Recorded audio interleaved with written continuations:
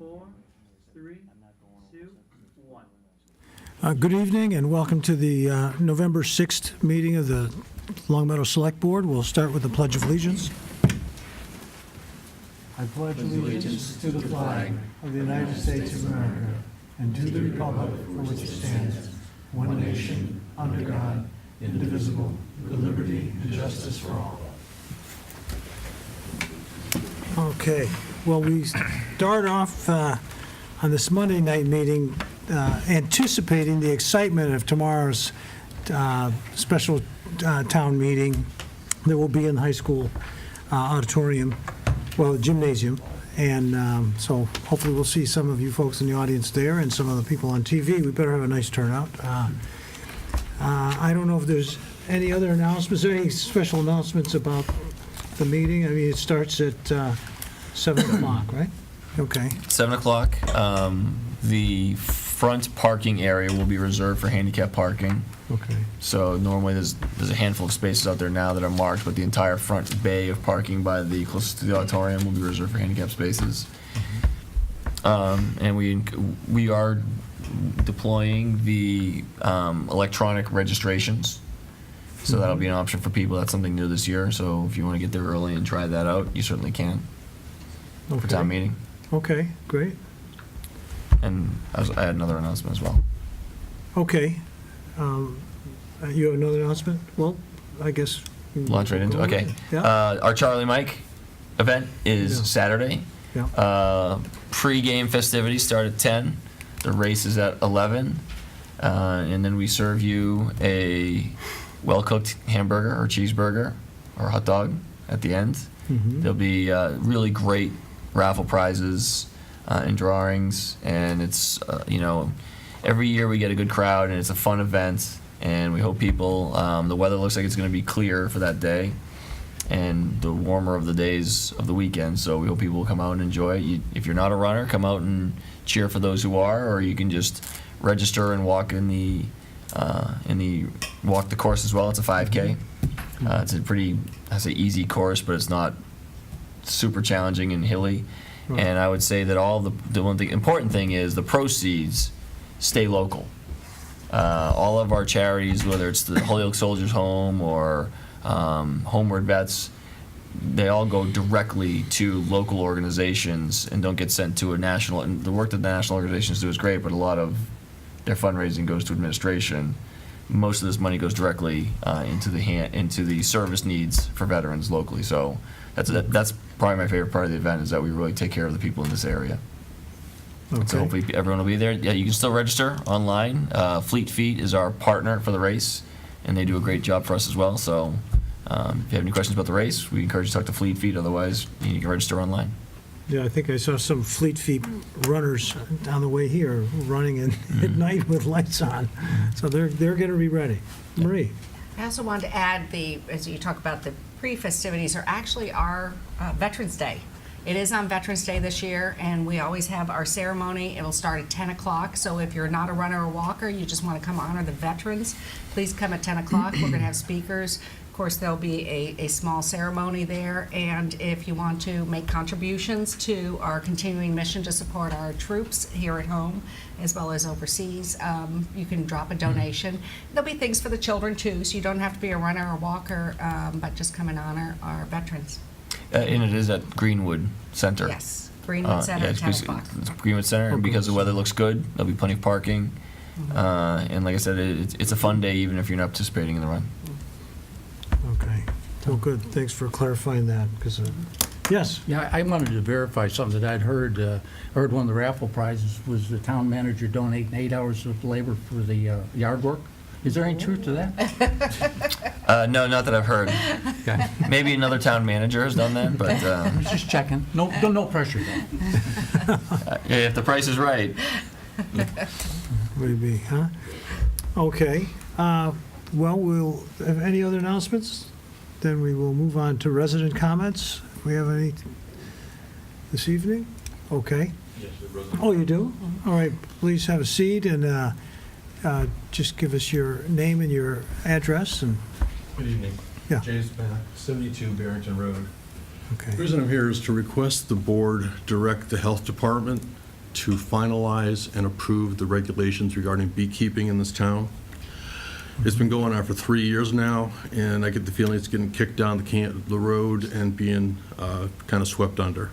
So as they report to you, I'm going to ask that you expedite the matter to get these regulations in place before it continues on any longer.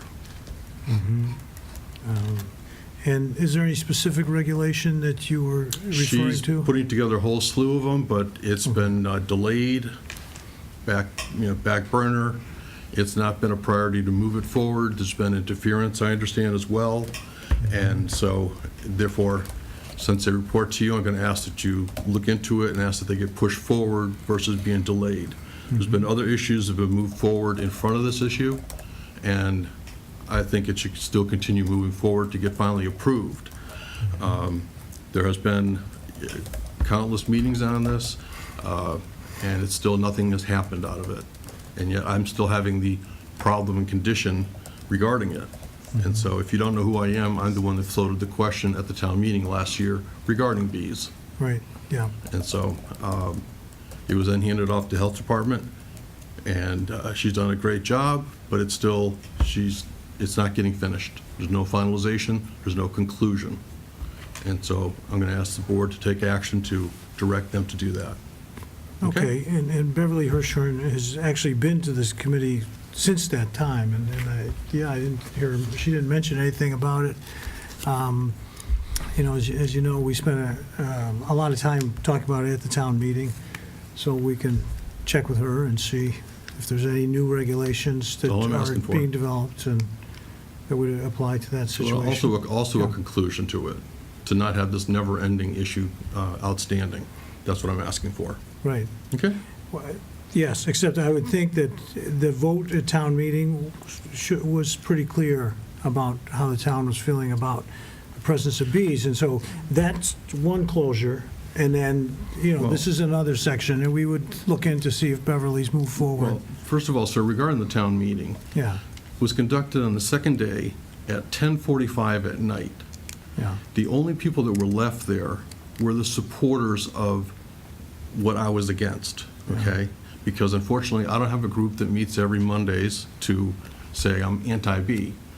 My position was to get them out of residential areas, yeah, particularly off of elevated areas that are 10 feet from people's doors. right. And unfortunately, and I spoke to the planning board, and they took it the wrong way. Because they said, oh, well, then that means we can have this and this and this in the agricultural area. That was not the intention. The intention was to clearly divide, saying that agricultural businesses or enterprises need to be kept in areas zoned at that, not residential, where people could be harmed or harassed. Okay. And Well, we so, will. just asking for you guys to move it forward. Okay, we'll check with Beverly and see if she has anything she wants to bring to the board. Well, and also to the chairman, because there's been some hindrances on the chairman of the board of not meeting or bringing it to the table to be voted on to move forward. So I just like to have the roads cleared to get the thing approved. Okay. Thank We you hear very your much. request. Thank you for coming in. Any other resident comments tonight? Okay, so we will move on to select board comments. I don't know if anybody has anything special? No, I think we made it one of the regular announcement. We wanted to talk about the race this weekend and Mhm. encourage All right. everybody to come on out. If not running, just support the event. It's a nice event. It was a lot of fun having it. Yeah. Yeah, It's going to be a beautiful fall day, too. Definitely. all right. So we'll look forward to Greenwood this weekend. All right, the next thing we should do is, we have some quarterly board report, or committee interviews. We have 3 folks. One of them was going to be running late. But if we could do that next. Our candidate for the audit committee is Matthew Schoen. If you could step up and introduce yourself to the board and talk a little bit about why you'd like to be on the audit committee, it would be great. Good evening, everyone. Thanks for having me. My name is Matt Schoen. I live at 294 Ellington Road. And I was told a couple months ago that there were vacancies on the audit committee, and I was looking for an opportunity to be of use to the town. And I thought it was a good idea, so that's when I submitted my application. And my primary motive for doing that is we have moved here about a year ago, and the town has welcomed us with open arms. I have 2 kids already in the school system. My daughter's at Blueberry, my son's at Wolf Swamp. And we feel that the town has been very accommodating to the needs that we've come with as we've entered Western Massachusetts, and I was hoping that I could use this as an opportunity to use some of my skills to give something back to the town.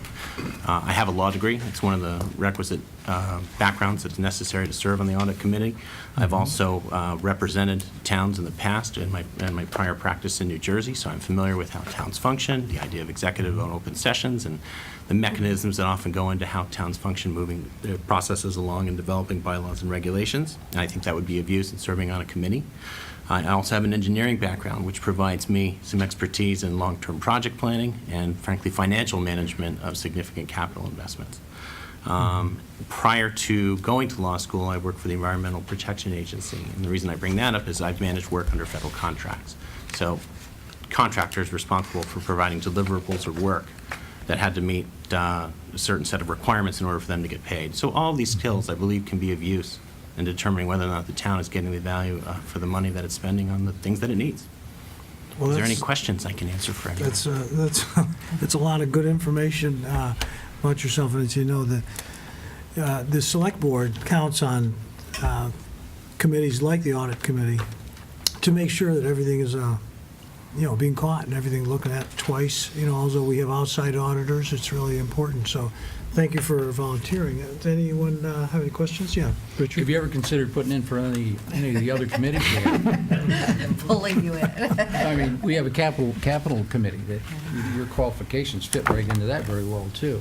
If there are other needs that the town needed more, I would certainly be amenable to discussing them. It was my understanding that if you were on the audit committee, that's pretty much all you can do, from the way I read it. That you have to be on this committee and no other, and can't hold any other positions unless I misread the description of the We've got some committee. dual servers now, don't we?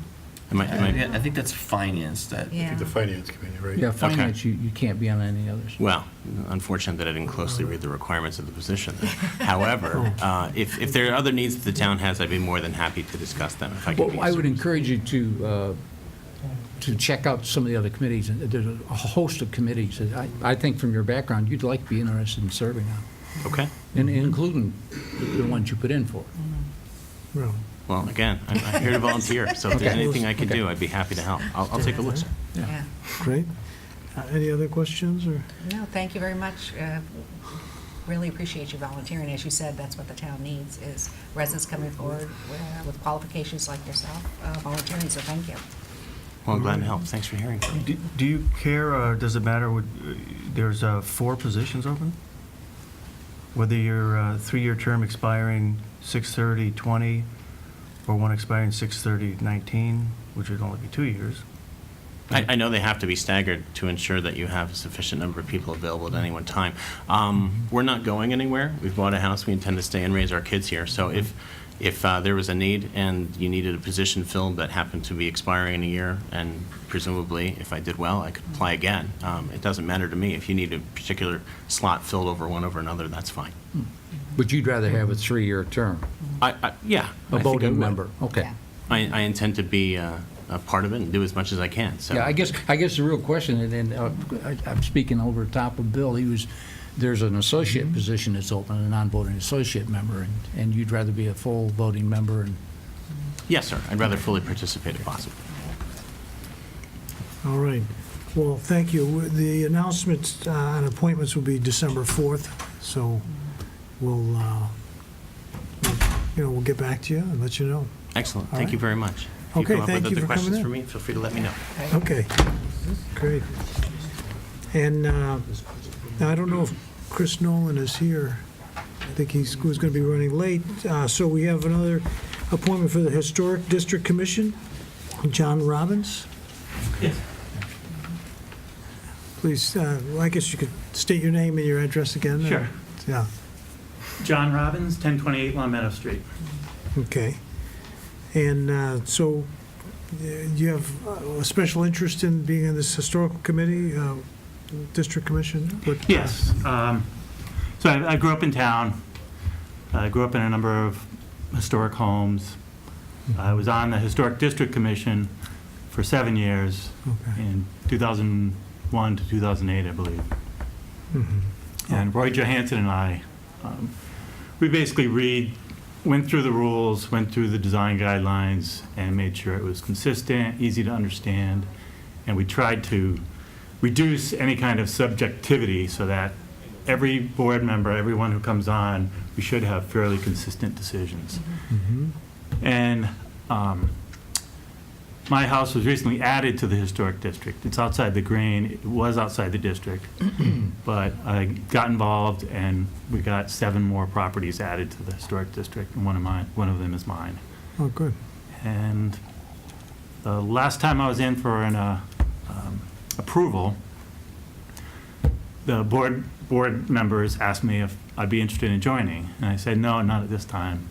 And I decided now's the time.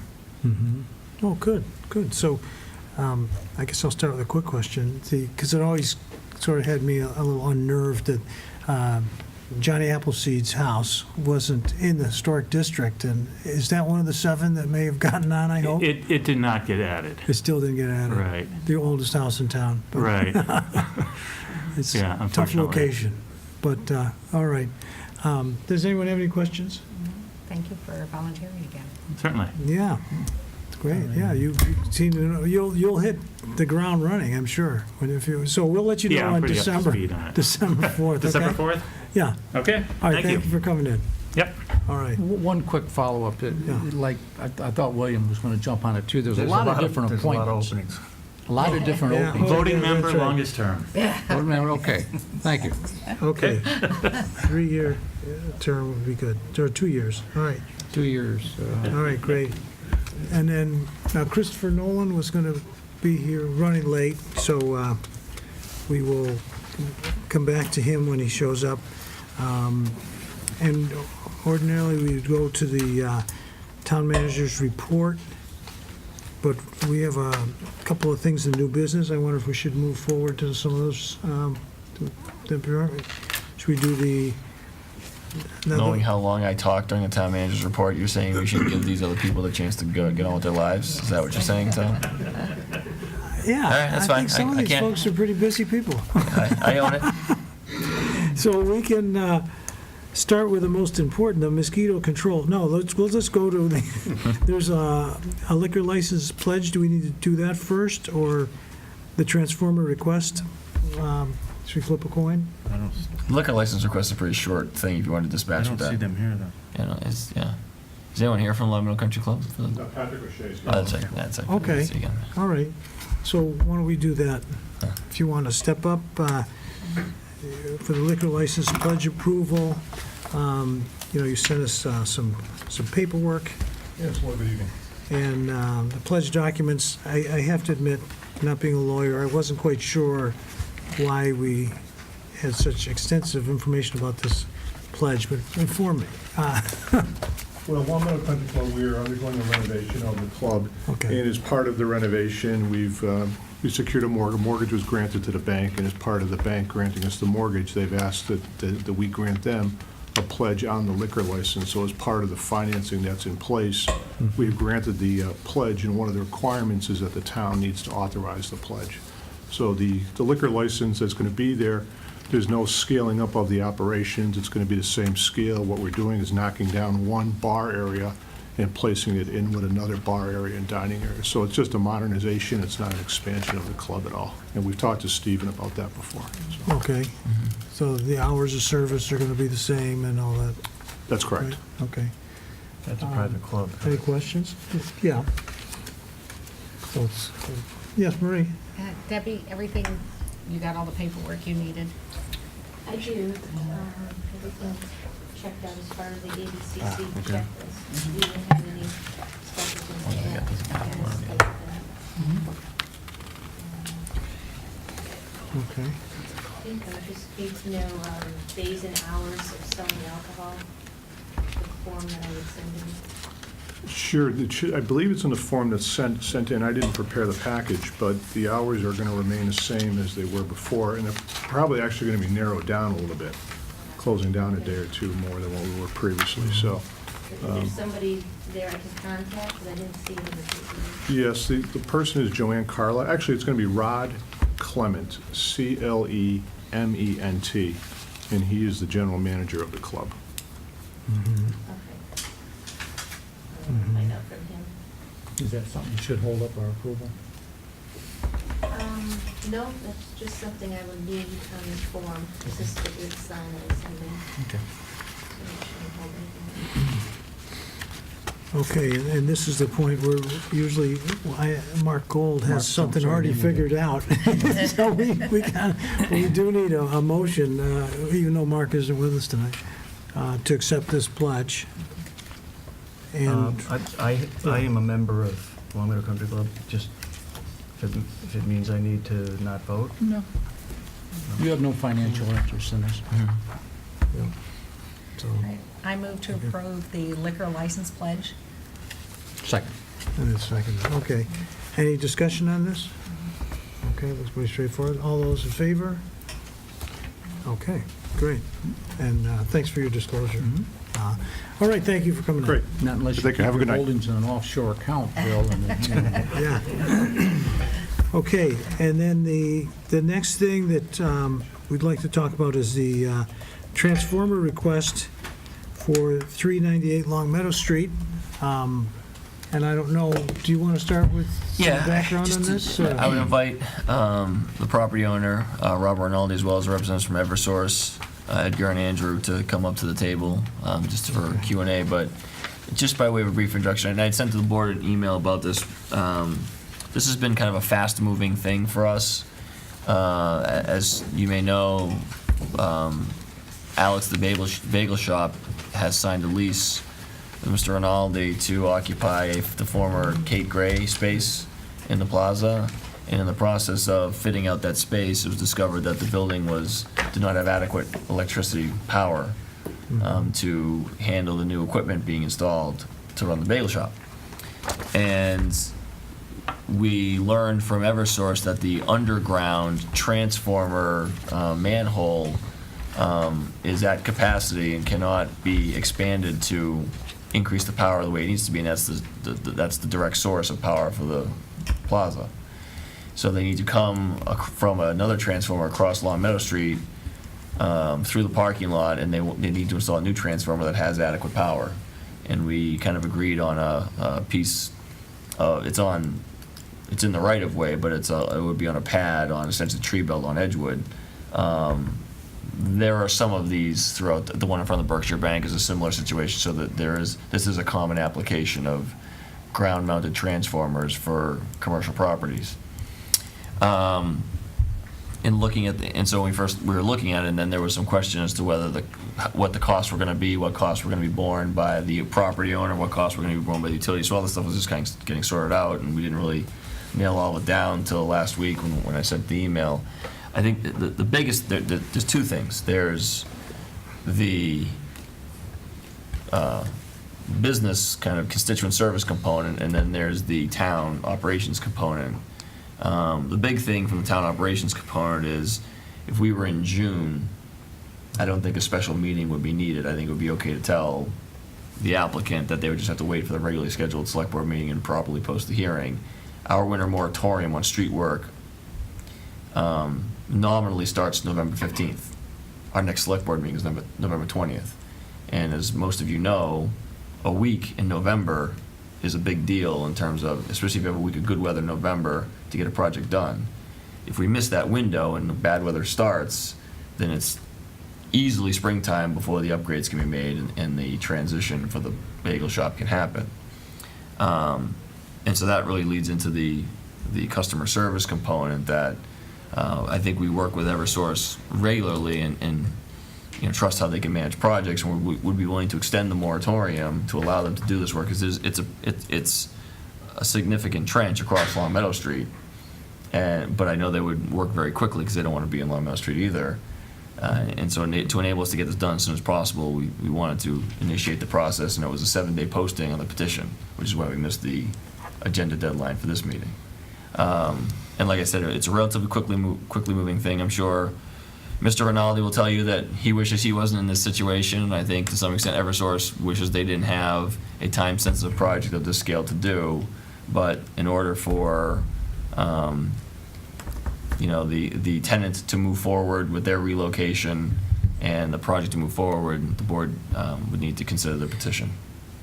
Okay, so if, does one of you want to speak first about anything to add on to?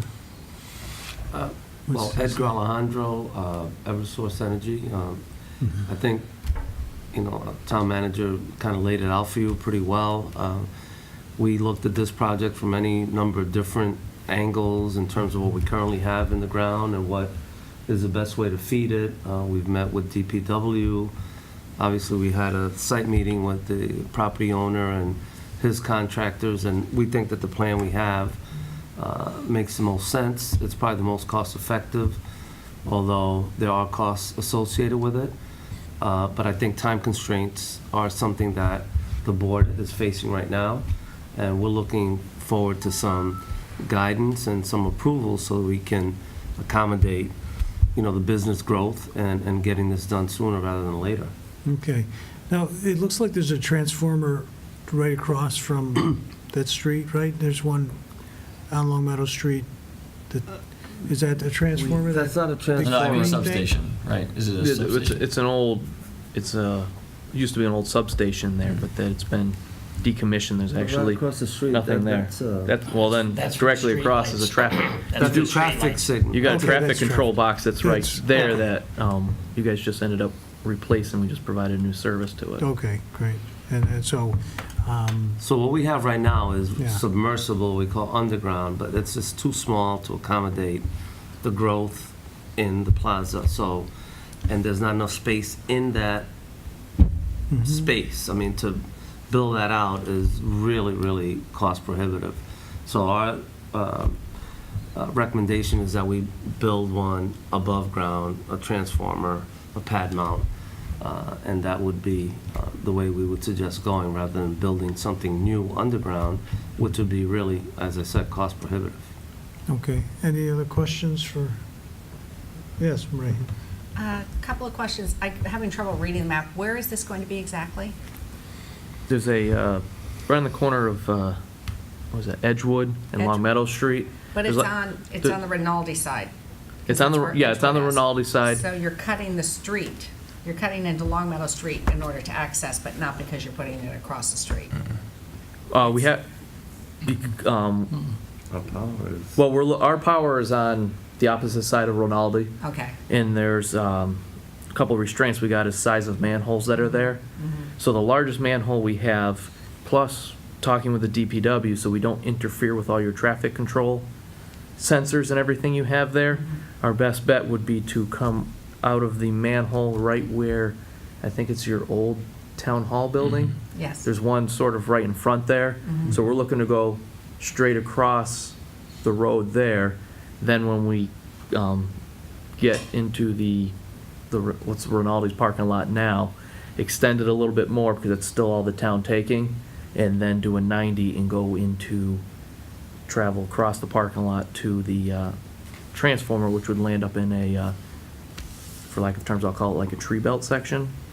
Like there's like a little On the grass Edgewood- patch. On the Edgewood side? Edgewood, Yeah. On on the- Edgewood, we have all the bushes there. Yeah, we're near Lucky Days Dog Spa and everything. It's up farther, closer to Long Meadow Street. There's Okay. a Yeah. sign that says additional parking in rear. It would be like right behind that. Okay. Yeah. And then another question is, the underground one you have now, are you removing that? Is it one of the really old ones with No. the PCPs? No, the transformers actually just got replaced because did? the service, Okay. just as we were having conversation, the capacity of it had failed. Oh, So we had put other transformers in there to hold them off. So hopefully this will go through and we can, they can increase their capacity and add more to it.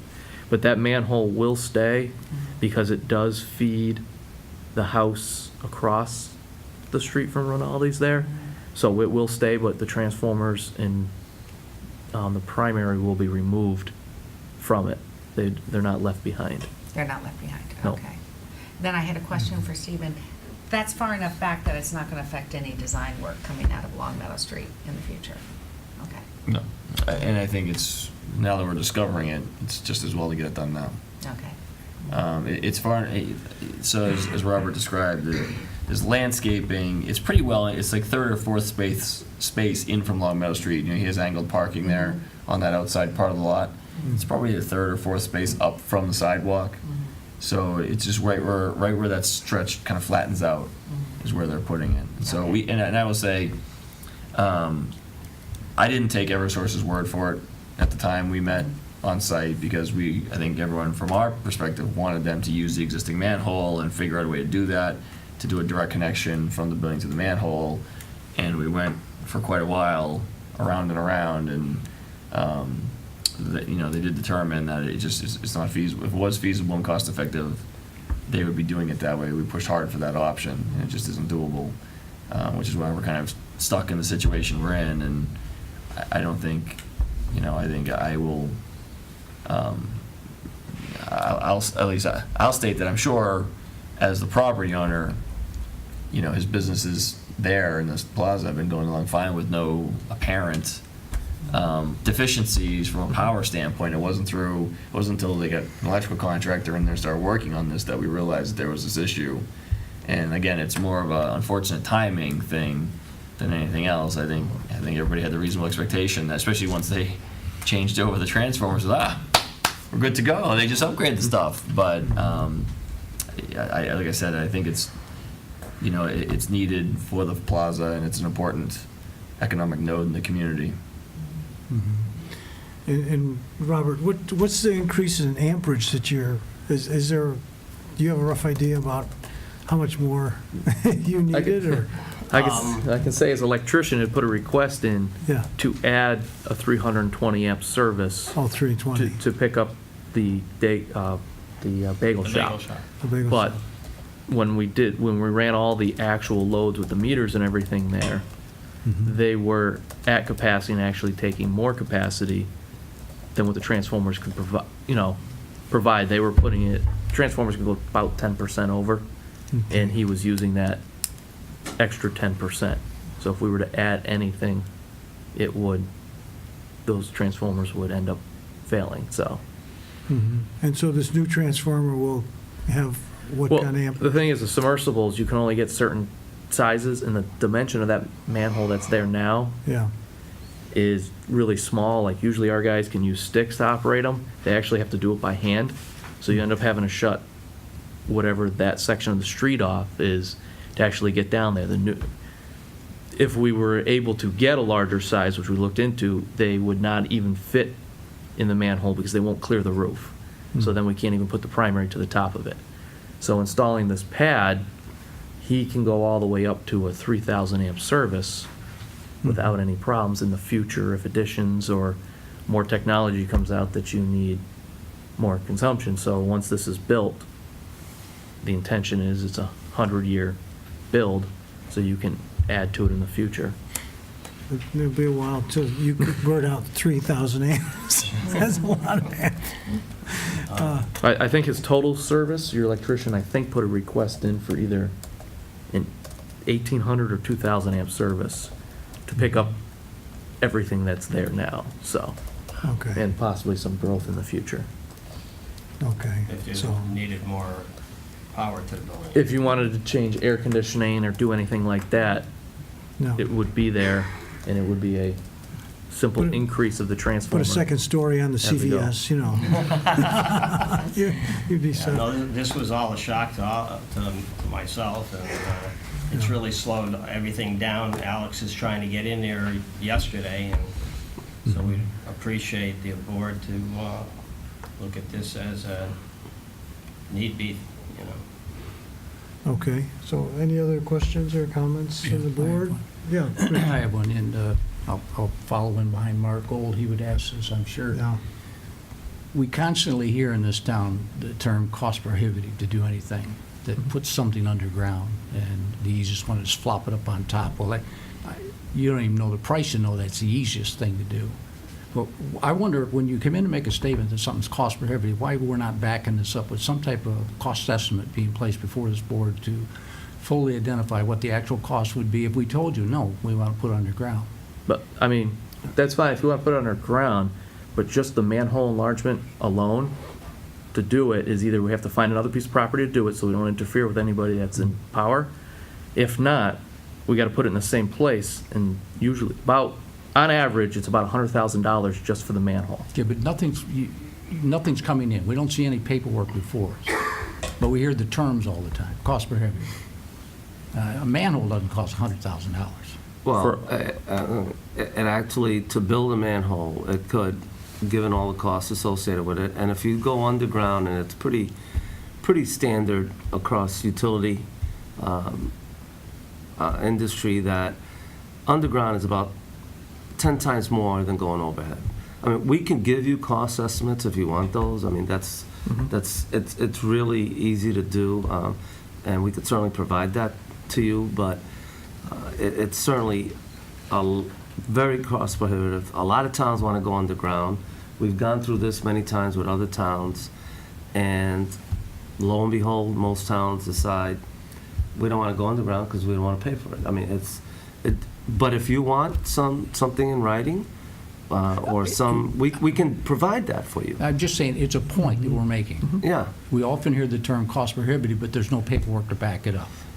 we can provide that for you. It'd just be nice to see something, said, okay, what are we really talking about? Because, there may be a decision made in the town in certain circumstances to say, no, we're going to go underground. Sooner or later, we got to stop putting everything above ground. I mean, we're crazy. The Northeast is crazy. Everything's above ground. You go down south, everything's below ground. Now, I don't know, it costs them just as much to put it below ground down there too, but they've opted to put a lot of stuff below ground for storms, et cetera, et cetera, et cetera. That's a different discussion, but, underground is not always the easiest, and first of all, it's not the most cost-effective, number one. But when you get outages, because you don't have the wind and so on, but if the wind hits a transmission line or hits a substation, your underground system is not going to be that effective. And to fix the underground system, you're going to have to dig it up, you're going to have to find it, and it is very costly. But, Mr. Foster, we can get you some case studies, we can get you some actual numbers for this particular manhole if you would like, but I would submit to you that where we're at right now, and given the cost of going underground, it is cost prohibitive. But I can provide that for you. No need. The only thing I'll say, this is the same thing that we hear every time. And There's other I don't reasons need for no going. other There's other comments. reasons for going overhead. I just, But the piece on this too is, we're not actually going overhead. Yeah. It's just a transformer that's going above ground. Right, you're going to put another transformer. There's going to be another Yeah, this physical one's piece of gonna be equipment sitting on the ground. It'll be in our above community. ground, So but it's coming it's from off. underground. It's coming from underground. Yeah. But everything, all the duct bank, everything's gonna be underground except for the green box. Right. But also during outages and everything, it's it's really safe and faster for our guys to be able to troubleshoot this too. Because they can go above ground, open the doors, see what's going on. We put fault indicators and stuff in there so you can see what's happening. And then they can also do switching and everything above ground. Well, now when it's underground, like this particular manhole that's here, our guys have to come, they have to pop the manhole cover, they gotta pump the entire manhole down. They now have to climb down there, see what's going on, but then they have to go back to something that's above ground for them to be able to shut that entire section of the street off, to be able to physically go down there and operate these elbows and make stuff safe. When this is above ground, our crews will be able to do this switching without having to take anybody else out. Okay, one more thing and I'll Yep. leave it alone. Okay. From our perspective, there are aesthetic considerations in communities. Yep. You're talking from the mechanical standpoint, and I agree with everything you said, hands down. But there's also the aesthetic qualities in communities, and sooner or later, we have to stop. Or we won't have an aesthetic community. And I tell you, every time it's come before us, we're always above ground. We got to put a new pole in. We can't go underground. And the story, it just never stops. And meanwhile, every time we do something, we stuck another piece of apparatus in our community, and I consider it as an eyesore, because it is an eyesore, as opposed to being underground. That's my only point. And when I prefaced this, I said I was going to help speak for Mr. Gold, because that's the exact same thing Mr. Gold was saying tonight if he was here. Thank you, Tom. I did ask for a black cabinet. Match the traffic signals. Yeah, well, okay, good. Yeah, no, and we did, on your piece, we did talk about some cosmetic stuff. The only color we can get is green. Yeah. But if he wanted to paint it black, he's able to paint it black other than the numbers, so our guys know which transformer they're at during outages and things. We also talked about, instead of bollards and stuff like that, to protect it from the snow pushing, doing the wooden guardrails like you guys have Right. throughout, and then also plantings and stuff can go around it. Now we're talking. Just so we can't open, I was carrying the water, Richard. These guys will vouch for me. yeah. But we Oh, didn't, no. I didn't hear that. I didn't But hear no, Yeah. we're okay with the, landscaping and all that, Right. and that's why we have it pointed towards the sidewalk, so we're using part of the sidewalk as our clearance Good. to be able to do the switching, so you could block the whole left side, the whole back side, and the whole right side of it with grasses, bushes, whatever, as long as it's not interfering with the two doors in the front. Right. Are you being able to do any flow-mo work up here with this type conduit? Was that side? And then Flow-mo, tunneling under? The problem with doing tunneling under, we're not allowed to do it with other utilities that are there, so like tunneling underneath Route 5, we have a chance of hitting water and sewer, we have a chance of hitting natural gas, and I think everybody remembers what happened when they did that over by 91 there. They sliced right through one of our conductors and Right. knocked out a lot of Springfield, so we can do tunneling, but we can't do it if, when we call for dig safe, there's another utility there. Just like somebody's driveway, we want to tunnel under it, and if they have a water line going to their house, we have to dig it, Okay, so we can get around it without hitting it. okay. Okay, so this decision will be made next Monday at a meeting. We'll have. November 13th. Okay. Yeah, November 13th. And so if you have any sort of diagrams or any, anything that would help us see what it would look like a little bit clearer, that would be helpful when we make our decision. So, One other thing, Yeah. the form that I have on my computer is dated 2016. 2016. Yeah, I don't know. Form? Yeah, Well, what you're gonna sign will change. Okay. It was just, There was order of location of underground utility line for transmission of Oh, yeah, I see electricity. that, you was see that, yeah, at the Okay. bottom. Okay. Won't it look like the one in front of the Berkshire Bank on Long Meadow Street? Yeah, Berkshire Bank has the doors face towards them, But this will be. and then they've got plantings. I don't know why they didn't put plantings across the back of it, but Yeah. But there's that's plantings what- on both sides of That's it. pretty much what it's gonna look like. That- But it that- won't be on Long Meadow yeah, Street, it'll be just- more on the side. Just like in front of St. Andrew's Church, I think it is. There's Andrew's. one right there in front of them.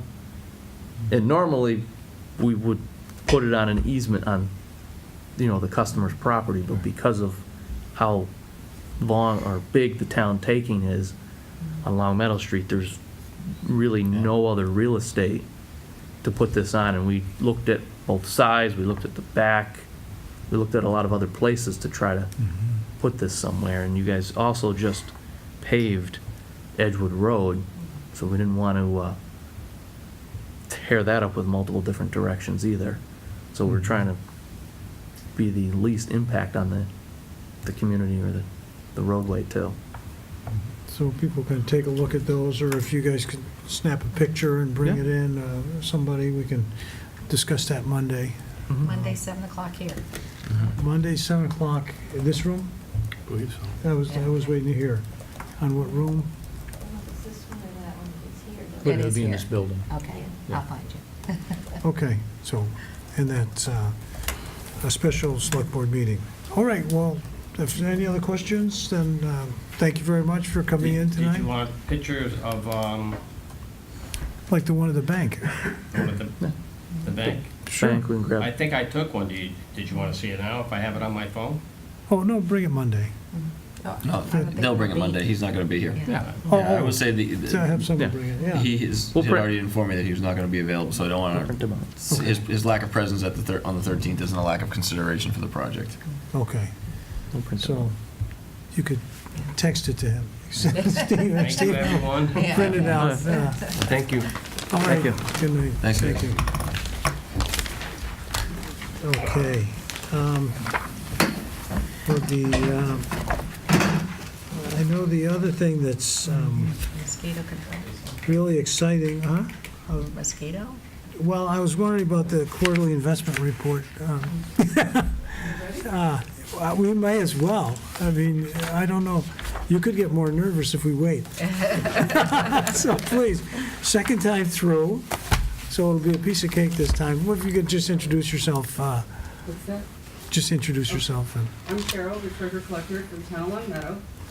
I'm reporting on the quarterly investment for July through September. And once again, the town held no long-term investment that exceed the 5-year limit. The individual bank balances were under the $5 million balance provision. And all banks received the highest safety rating from Vera Bank, and the accounts were fully insured and secured. As a courtesy, United Bank increased our CPA account from 0.67% to 0.85%. And we had a stabilization CD mature in August, and we opened a new one, a 12-month CD with Belmont Savings Bank for $253,000 at a rate of 1.545%. And we were able to move general funds of $1.5 million to the MMDT account, which is a 1.30% rate. And we also closed a general fund account that had $66,442,000, and it was paying only 0.25%. We moved this to the general fund with Peoples, that's paying 0.76%. Our net difference for this quarter was a result of funding the payroll, the warrants, and the debt payments, and also the Hampden Regional Retirement Board appropriation payment was paid in full in the amount of $3,314,726,000, and we saved the town $41,495. We also paid the Maya liability insurance in the amount of $541,841, saving the town $18,784. And finally, we made a payment to purchase the property at the DPW facility for $2.6 million. As a treasurer, I will continue to seek the best possible rates and fund our accounts payable, payroll timely, using the accounts that are paying at the lowest rates possible. And I will continue to monitor all funds in the account and move funds to achieve the highest rates available. Okay, I'm thank short you. this Any time. questions? All right, any additional comments? Or yes, I Marie? have a question. So I was trying to figure out the maturity date. So Sure. the longest you've been in is how many months?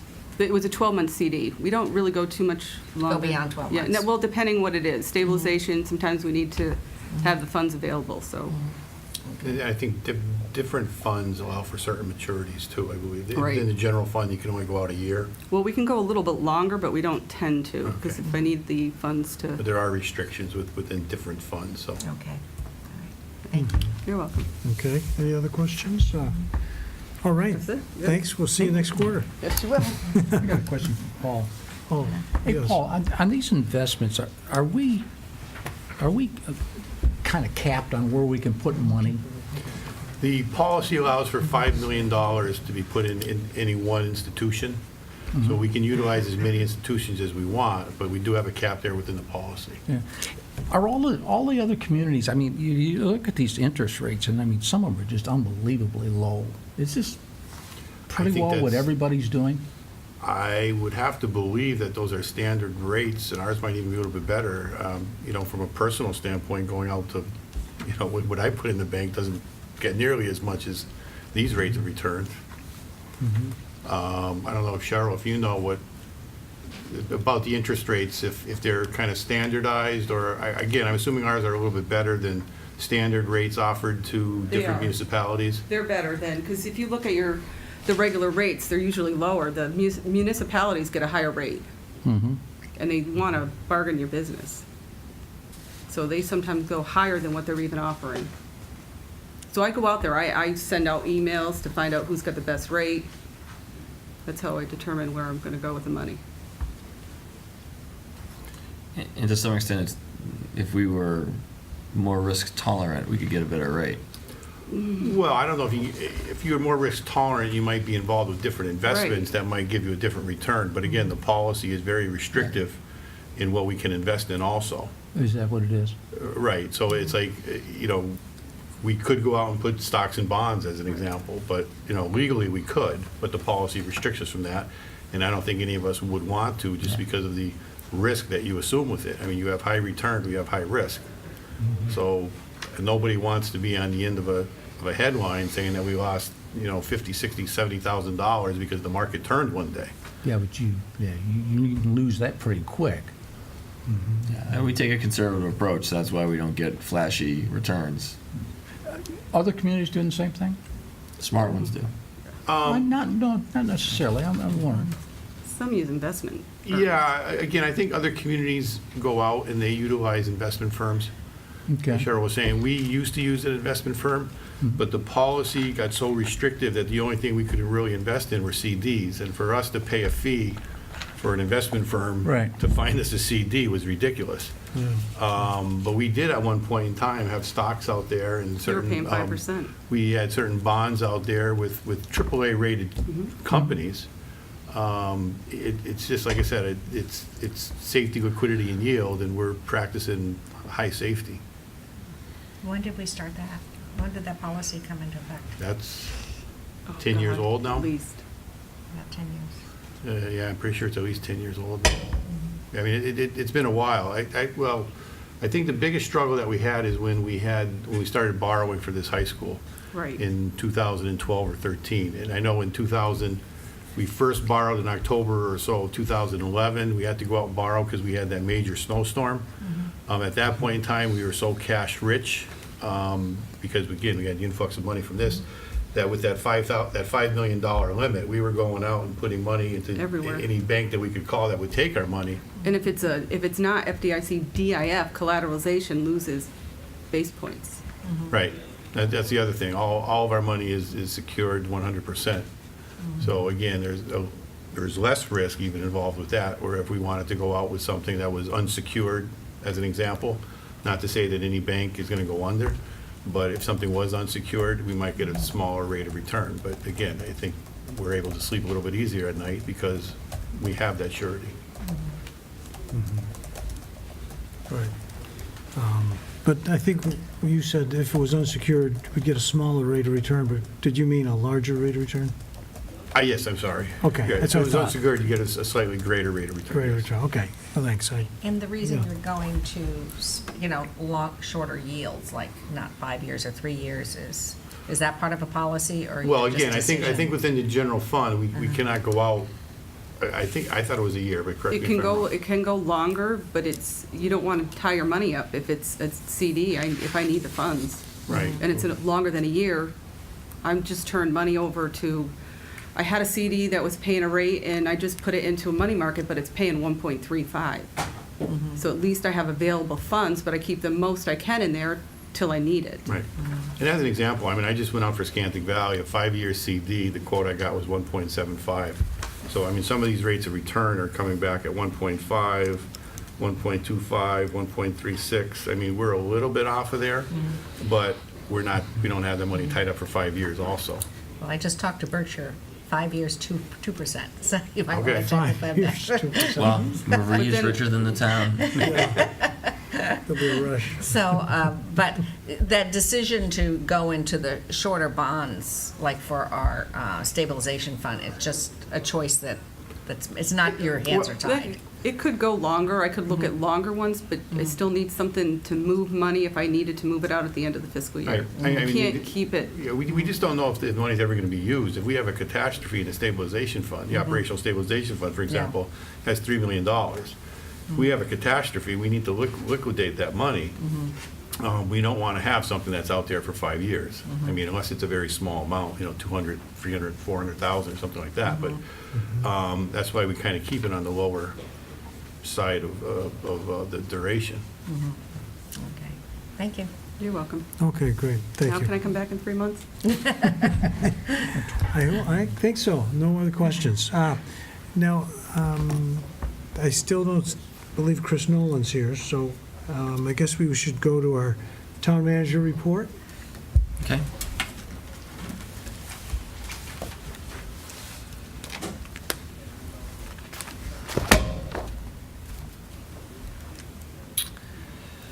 Did you want to do the mosquito district first? And just dispense with all of the agenda business, and I'll give the town manager's report, Tom, or do you want to go?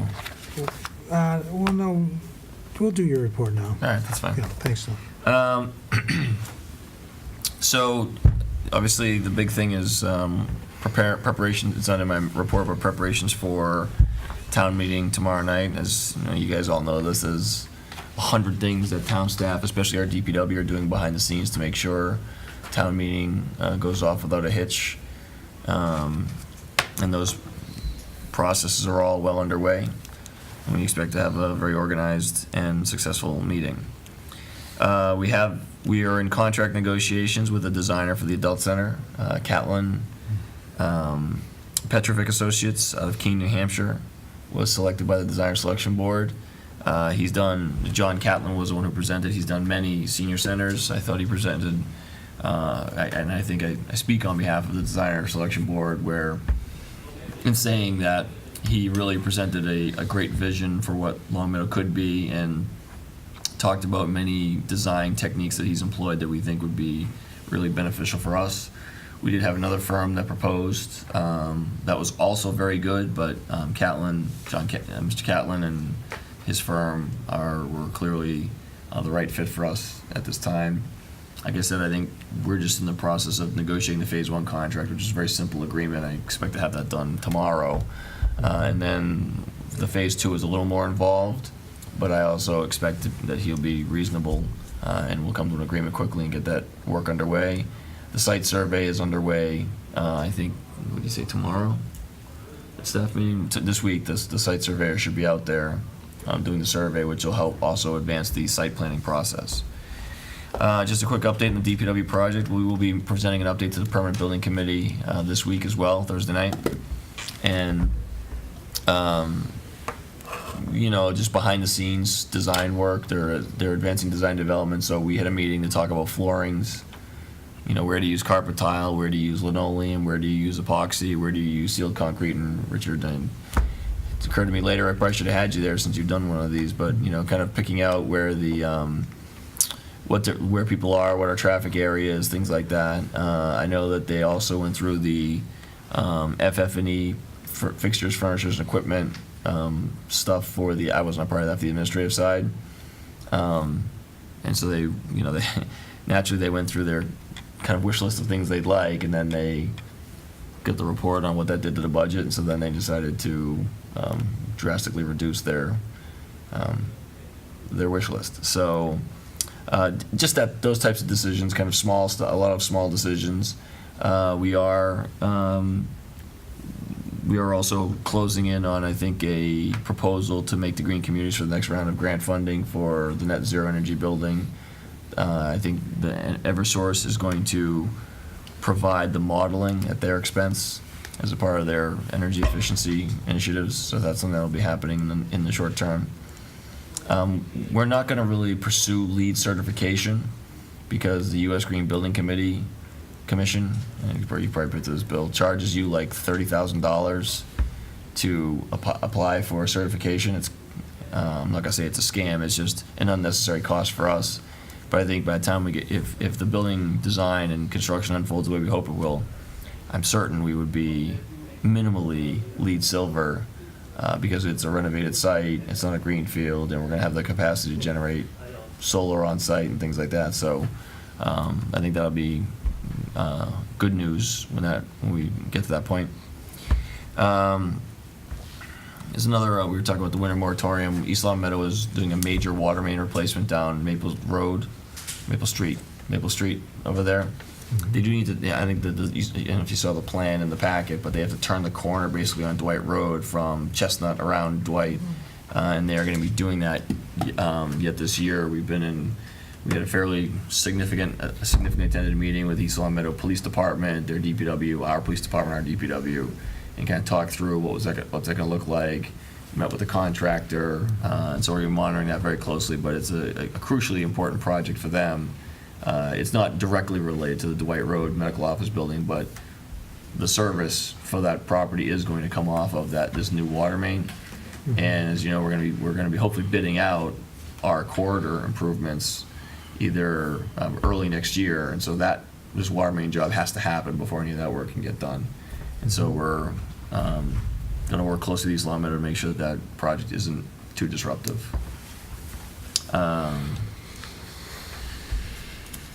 The Brewer Young Estate, I know it's been talked about quite a bit in the community, the zone change. The one big thing that we're doing is, I'm confident that the new owners are going to request a special town meeting from the select board, as opposed to, they may have signatures, but as opposed to petitioning for it via signatures, they'll present a request to the select board. Pretty much that's really the only thing they're asking for is to set a meeting, and so I think it's going to be something that the community's going to have a lot of interest in. And the one part that I know that we need to have our answer for ourselves is the question of spot zoning. So I have formally requested an opinion from town meeting or from town council on that subject. I know he is working on it. The planning board also formally requested the town to obtain an opinion from town council, but I'd already initiated that process before they voted to make that request. So, Stephen, because I talked to a resident this week too, who really would like more information about this process, and what's the best way for residents to find out? I mean, they may have read some stuff in the Long Meadow News or in the Advocate, but when they come to our meeting in December, is that going to be the best place for residents to really get an idea of what's going to happen there?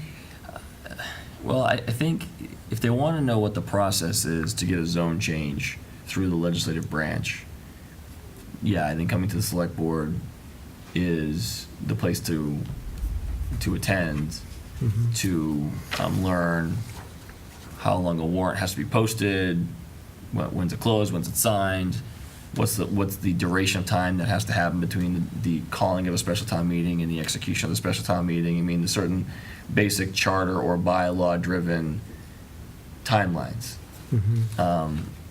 I think if people want to litigate the benefits or negatives of doing a zone change, I mean, they probably can do it there, but really, my recommendation would be for the select board to call the meeting and give the community a chance to decide the issue, which the legislative branch is supposed to do. So I think it's to learn what the process is to get a zone change done. Yes, I think the select board meeting in December, or whenever they come in, is the time to do that. Well, I think their questions are a little more basic than that. They just want to know exactly the kind of redesigning and what the new structure, what it'll look like after it's redone, that kind of thing. I think that's... If the owners don't present us with that information, Right. and they are in the process of developing documents of site and design review. Okay. And I have suggested that they should present those to the select board when they come here. Okay. But I guess the thing is I certainly, even though I've been, involved with the owners, trying to get them, as town planner, help them develop their site and design review documents and explain the process to them as proponents. It's not, my project, it's not the town's project, so I just want to be careful that we're not speaking on behalf of the developers to an extent that it now seems like we're taking ownership of the process. Right. Again, I think I've been fairly clear that I think the proposal is a good one, but whether or not the zoning should be changed is up to town meeting. Okay. And so, but in December, they need to come to us because then we need to make, at that meeting, they'll make a request to have a special town meeting, right? For the And I think zoning. in the meantime, either it's around that time, they will also submit to the planning board concurrently. Right, okay. Really, the planning board is the place to go for detailed, if you want to learn, if you want to learn about what the site plan is going to look like. Yep. the planning board meeting is the place to go, because that's where that information gets presented. I think they will present, I'm confident they'll present it to the select board if they have it available when they come in. But that is the planning board officially reviews that information. The select board reviews it informally or generally. And that planning board meeting will take place where? It's usually the first Wednesday of every month, so I don't know what the date is. It's December 6th, maybe. And is it in the police station, by the police station? They usually meet in this room, Did you meet in this room? Okay, but I don't know that the meeting's been posted yet. It depends on the availability of the rooms. okay, that's good. And then, well, just one more thing. And then, when we have our meeting with them, they'll be presenting, but any folks with opposing views about the zone change process or the decision, the only time they would really get to speak would be during resident comments, right? Because after that, So, wouldn't be officially. officially. Now, what actually happens the board has at times on controversial issues engaged members of the public, but generally, as we sit here today, resident comments at the select board, planning board has resident comments, but they also may have a public hearing. And then the public hearing is when, in fact, we had a public hearing for the zoning bylaws that are on the warrant for tomorrow night. We just had that before this meeting. And we did have a member of the public come and speak on behalf of, or speak on, offer testimony, if you will, at the public hearing. Okay, So that's another place where residents who want to make comments about the proposal can comment and publicly, officially, make comments on it at the public hearing. And then, of course, the floor of town meeting, if a meeting is scheduled and a warrant is approved and all that other stuff, Right. then the floor of town meeting is where the debate will actually occur. right, good, because I know there's folks on both sides of the issue who will want to be heard, and we just want them to know there'll be some parameters, and some, but they look for those opportunities then with the planning board. If the planning board has an open meeting or an open discussion meeting, and then otherwise resident comments in this meeting would be where you would have to make those statements. Richard, did you have a? Yeah, they're not going to come before us to request a meeting. They're going to petition us to have a meeting, so we Right. won't have any choice of the matter. It's automatic. Good point, yeah. And going back to your, and I would encourage them to have a forum, I would imagine. It's going to be a large issue. I think they're going to go after it very professionally. At least I would hope they will. Stephen, you were talking about the DPW. So, are you going to assemble, or what's your value engineering plan going to be for overviewing the entire design when it's done? And Well, we have the permanent building committee. That's going to be involved in that. But we also, the primary thing is our owner's project manager assists the town with doing that. okay, he's going to do the value engineering. But we don't have our we may have a statement of probable cost that doesn't require us to value engineer. And then if it comes down to, once we bid the project and we're short, at that point, it's all hands on deck to value engineer. It'd be the engineer, the owner's project manager, potentially the permanent building committee, us. But we don't know that yet. So you're not going to do value engineering on it, period, Well, unless you value run out of engineering money? means cost cutting, right? Yeah. Yeah, it's an overview of the design Right. and areas that can be cut before you start construction. Okay, so that process goes on an ongoing basis. Whenever throughout the design process, we're looking at ways to reduce and simplify, but But who's doing it? Is it a third party we've hired? no. to do it? Well, the owner's project manager is a third party that will also help us do that Okay. as we get closer to the end of design development. But as we meet internally with the town staff and the engineer, we go through that process as well. Yeah, I don't know what the credentials are of your OPM, but usually that gets a little bit beyond the normal scope of people that are working because they're not involved with it on a daily basis on plan review and, getting into subsystems. We've heard, I don't anticipate any problems out of the design firm you have, but I mean, there have been cases where they put hospital grade stuff in DPW complexes. And, it's hundreds of thousands of dollars worth of craps in there that you don't need, just because the designer thought it was a really good idea. But would your firm, like you're talking about the fixtures and finishes and all, I mean, they're experts in this. Well, they have, even though we had an overall cost, Yeah. the overall cost was a set of line items for each Right. individual thing that were based on the design at that stage, that's still our reference point. And so as we continue to design and estimate, it's always going back to that budget. And if it's higher than that amount, I mean, we obviously want to get lower than the amount, but if it's something that we're over the amount based on the proposed budget, how do we value engineer make it work? I guess I've talked myself right out of my initial concern, since we do have a firm that's all they do is DPW complexes. And I doubt very much if they're over-designing the complexes. No, they understand that if we don't meet our number, they're in big trouble. Right, too. but I mean, as a general rule, I think by this time, they're likely tame. They're not, it's not their first rodeo. No, I think that's a good, and not that we should always just trust the engineers. Right. But I think it's, if there's, I think they've certainly, we have developed a trust in the people that we're dealing with and how they support us trying to make cost-cutting, moves and things like that. Right. At every phase, even behind the scenes, they're working with us to try and reduce cost. And they'll advise us, geez, if you cut that, that's fine, we can do that, but we've, in these other 3 places we designed, here's what we found when you cut that, So we have a good rapport with them, and like I said, the owner's project manager's been monitoring it. The big thing is, really, the biggest cost reduction thing we can do is make sure we have good contractors and bid at the right time. And we heard that from them many times. When you bid and who's available for the bidding drives the cost of the project far beyond the type of flooring epoxy floor versus linoleum. Right. Doesn't matter if you bid at the wrong time. It's millions of dollars difference if if good contractors who want the work aren't available. Have you got any current reading on what % of design they're at? I don't, but it's pretty far along. They're at schedule still for spring? Yep. Spring? We're still award? targeting February, which they think is that sweet spot. Yeah. But they're pretty far along. Okay. We did have I think I showed you the sheet was in the packet. We did have our internal review meeting, so that's a big checkpoint where we look at fire suppression and security and other things that we would do for any project in town, or kind of internal review of projects, and then the permitting review for them as well.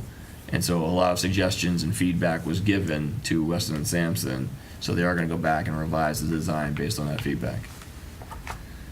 It's exciting. I mean, this is the part of the process I almost like the most, where you get to, move a light switch over here and kind of do that. Really think about what it's going to be like to walk through the building, and it gets exciting for me. And I know we have a big challenge ahead of us, but I think the design is going really as well as it can.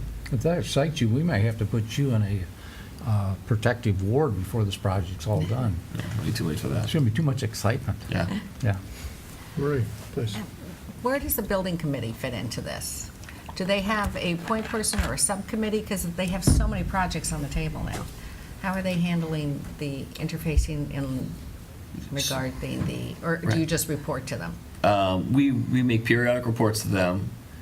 We bring the consultants in, they ask questions, we try and give them as much information in advance as we can. I mean, they're still, developing their sea legs as a committee, and this is kind of a significant project to start off on.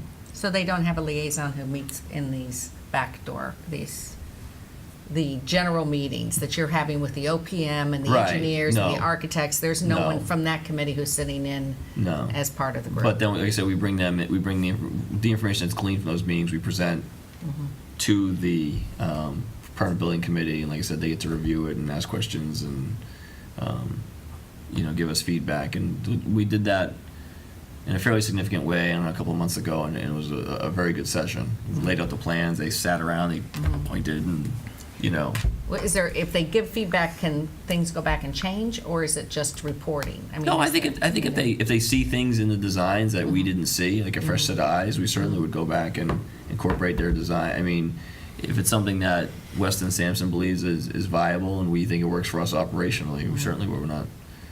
I'm trying to make it as much of a dialogue as possible versus here it is, take it or leave it. But there are limits to their knowledge of our operations and their knowledge of this specific building type. And I think that's one of the challenges with volunteer committees, is that there's just not there's a gap in knowledge, and passion, commitment, care, those are usually not in short supply, but they don't run DPWs and they don't specifically build DPWs in the way that Weston and Sampson does. And that's why we try and give them as much information to develop that aptitude as much as we can, but there's still going to be a gap. But there are basic things that, like, why do you have this over here? I mean, sometimes even just asking questions prompts us to probe our thinking and say, geez, do we really make the right decision there? So, like I said, we try to make it an iterative process with them. I think so far so good. They're certainly deeply involved in the adult center, which is obviously further behind the DPW project. We did have 2 members of the committee, 2 regular, 1 alternate serve on the design selection board.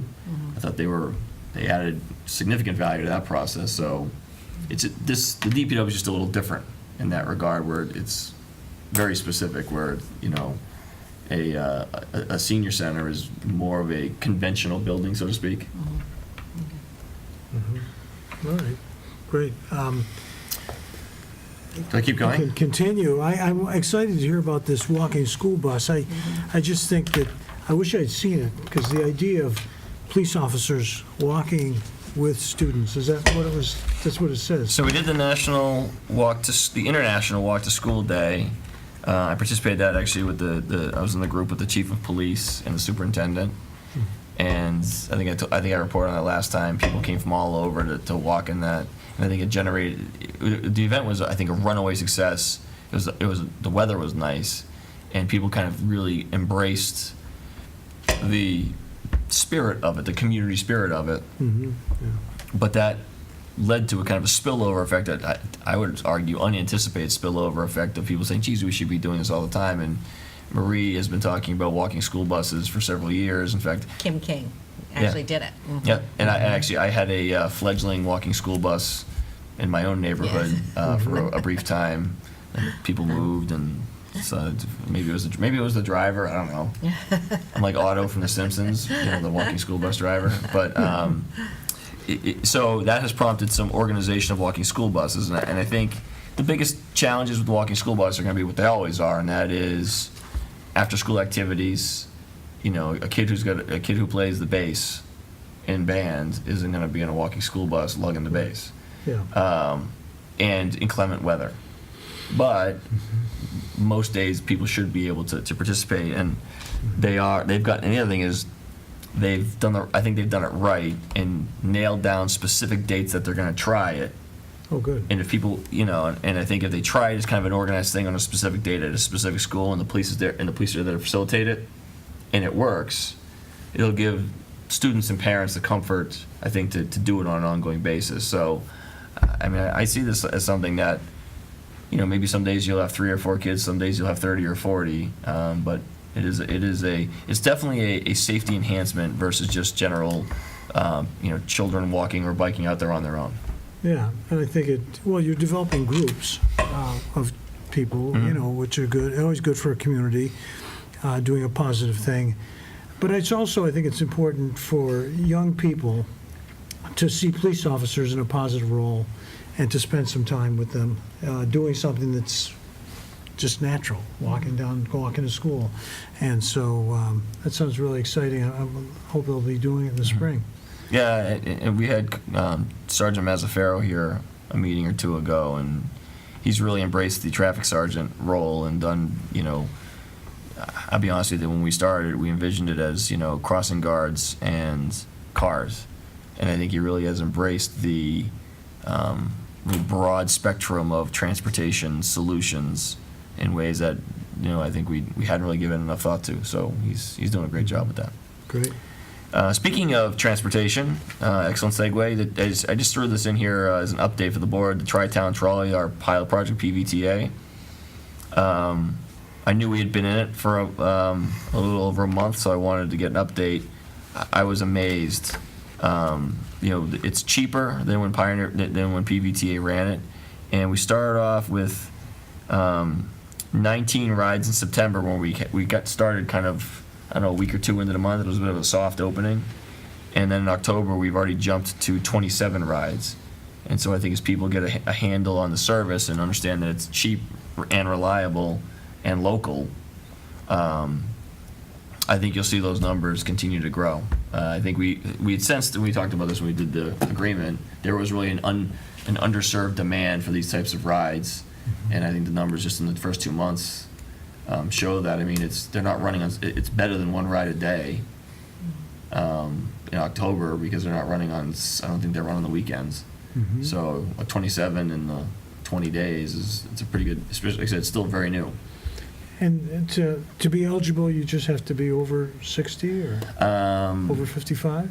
I think it's over 65. Over 65?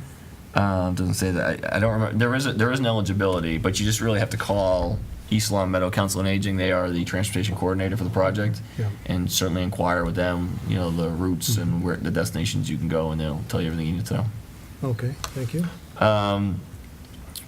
So last annual town meeting, there was a CPA for a irrigation system, a well to feed an eventual irrigation system in Wolf Swamp Fields, which are currently not irrigated, and it shows. And so we said we should really do this in the context of a master plan. Once it was determined that Wolf Swamp Fields were in fact Article 97, my recommendation was, well, then let's just get on with making them, the best playing fields complex we could possibly make it, which means parking, access, field conditions, field layout, field orientation, the whole thing. Let's just, go back to the basics. And so we've met Barry Jarvis did a survey online. I don't know if any of you filled it out. It was over the summer, about the Wolf Swamp Fields and priorities for playing fields and things like that, and ways to improve. And then she discussed the information with the park board, and they gave her some guidance. She brought that information to DPW, town engineer, myself, and we started working on a master plan layout for the site. And we're still generating concepts, but I think we coalesced quickly around what the goals. In fact, I think I put the goals in the packet. What the goals of the park board, or the goals for the project as developed with the assistance of the park board, are, and what some potential options could be for really making some significant improvements. Now, we don't have cost estimates yet either, but we view this as a multi-year process where we will probably ask town meeting for some funds to do standalone projects each year, but lay those out as a part of a master plan. Hopefully by 2018 town meeting, we'll say, this year we're going for this, next year we're going for that, and year 3, year 4. But that's kind of exciting, because there really is a lot of potential there for improvement. Yeah. Marie? Yeah, one of the things I saw in your goals I thought was missing, and that was, you talked about the parking and the traffic, and that was the bikers and the walkers. And see if you could really improve the walking situation for people that are walking there and also biking there. I had stopped and talked to Conservation a while back about bike paths and things, and Al Lasco actually he says he goes all the way around Wolf Swamp Fields all the time, and he says some of that area in the back that is really conservation land would be some great bike paths, and might be a way to connect East Long Meadow out that way. So if you could also have one of your goals looking at pedestrian as well as bike traffic, that would be great. I give that some thought. Yeah. No, we've only looked, standing at the back of sidewalk, looking inward at the site. That's been the focus. Other parts of our operation look at biking and pedestrians and other things, but we certainly can.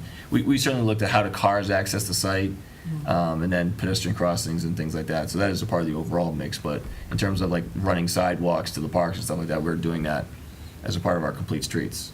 Yeah, because I just didn't see that as one of the goals, and I think whenever we have goals, we should always be sure to include the walkers and the bikers, because it's easy to so that's why. Well, right, it's a matter of bylaw now that's a must-do for all of us. All right, so that. I don't want to conflate the master plan with something that's outward-looking. It is an inward-looking plan, but your point's well taken.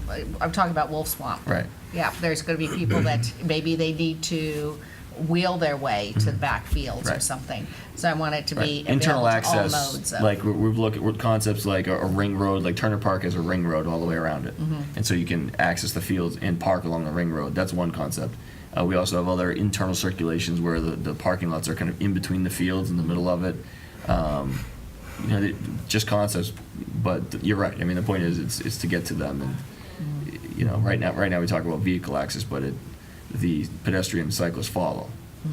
because you build in the sidewalks and the pathways as a part of the vehicle. I'll be looking for that when you get your final plan together. Yeah. She, and I'll be making sure she's looking for it too. Because really, people should be biking out there. I think I saw as many cars there this Sunday as I've ever seen. There was a big lacrosse jamboree. No, it and- was a recruiting event. Well, it was recruiting, I know. Yeah. Well, they were playing lacrosse though. But Right, but there was just a demonstration. Well, they were there and. It was like tryouts, I think, is something like that. Yeah, I know there are a lot of coaches recruiting and everything, and that's always a nice thing to have in our town, because it's scholarships. And Barry said she generated a lot of revenue from the rentals of the fields to do the event too, which is good. yeah, they had all kinds of equipment they were selling. So it is a great resource, and yeah, I wouldn't think you'd have to dig very well to hit water in that area of town. No, well. we do think we've nailed that down. I think it's probably going to go close to where the concession stand is now, but we're still working on it. Okay, great. Last thing is the Green Communities Project. Another quick update. I was on a working group for EV charging stations with Pioneer Valley Planning Commission. I sent you the draft report. I know they've made some edits since then. I just haven't received it yet from them, but just to show the kind of mindset of the region in terms of proliferating EV charging stations, where they can go, where they make sense. For a town like Long Meadow, a big push to have them at commercial centers isn't as great because most people charge them in their homes. And so I think it's, for us, my focus in it was municipal adoption of electric vehicles and where we need to do charging stations for municipal vehicles. And then how could we then have a side benefit of allowing other electric vehicles charge there as well. But it was, given the densely developed nature of our community and the fact that most people who have these electric vehicles charge at home, we were different than, say, a Springfield, that maybe there aren't as many garages for electric vehicles, and so they would have to charge more in public spaces. Yeah. But it was an excellent exercise. I learned a lot about charging stations and the I think there's going to eventually be an EV tourism economy, in that people are going to figure out I can go 3 hours and get to this place Yeah. up in Vermont, and they have a high-speed charging station, so I can go up there for a couple hours and then make the return trip. I mean, it's really I think it's going to be unfold that way. And then the other thing is we did get a grant from Pioneer Valley Planning Commission. Actually got the grant, and they're going to be coordinating the project, but that, I think I talked before, an RFP for solar panels in various locations. First phase is hire someone to do an assessment of the facilities. We did shortlist our facilities because there are certain places that just don't make sense at this time for solar, like the middle schools, given the different future we're talking about with them. But I put together a list, there's some graphics associated with that, and I have to transmit that back to Pioneer Valley Planning Commission, and we expect that RFP will be issued shortly. And I noticed, as a draft, it didn't have any numbers for the numbers and the types of vehicles that are electric in our area. They did not do an inventory as a part of the project. No, but they can do that through the vehicle registration, figure out I guess, yeah. electrical. Because that would be something that would be helpful for our town to know how many electric vehicles we have and, what our need is for that. So, yeah, Marie. Yeah, I had a question about the electric charging. So this was just a study. It's not as if there's an action plan at the back of it on when we might get a charging station near Town Hall. No, this is just a regional plan. This is a regional plan, okay? Because I know we've talked about it for a while, and I don't think there's that much on, and that there's still possibility of needs along 91 and things like that. So I think this is something that the task force has been really encouraging that we try to get, because I know there's money out there for us to get it. So this was just a regional plan. It really doesn't have any money or a road to get us a charging station, does it? Not locally. I think regionally, it sets us up for, if there's a regional approach to the other thing is there's 4 or 5 different kind of charging stations. Tesla has their own, there's certain proprietary technologies that, the way I view a charging station for town hall is if someone, myself or the building commissioner, gets an electric vehicle, it's a charging station dedicated to that vehicle.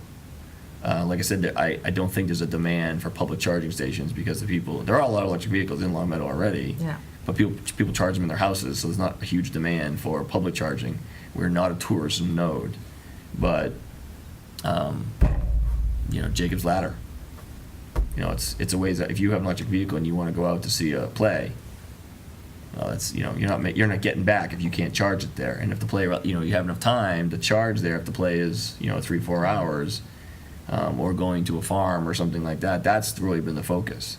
But I think that is a benefit to Long Meadow folks because the more these things are deployed to tourism and economic nodes throughout the valley, they can leave here, drive the outer limits of the range, and they know they can charge at their destination.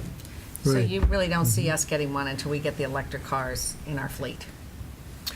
I haven't talked to Weston Sampson. I did mention about an electric vehicle charging station at the DPW, but if there's not room in the budget for it, there's no benefit for us to having it. People aren't going to the DPW to charge their car. Like I said, it's not a need-based thing for us right now. And the other question I had about that is, so that was a... Are you buying an electric car? Is that what this is about? No, but this is something that we've been pushing for on the task force, is that's the next evolution of what we really want to see, is started to include more electric in our fleet, and we did get the goals set up for the Yeah. capital plan. But on the electric charging thing, that was done through Pioneer Valley. We have an appointee from the board who's part of it, which is still Walter Gunn, isn't it? So you kept him involved on what you're doing? It's different. It's completely different? Yeah, it's different. It's just a working group of people in the valley. It's not done through the MPO. Oh, it's not done through that No. section, okay.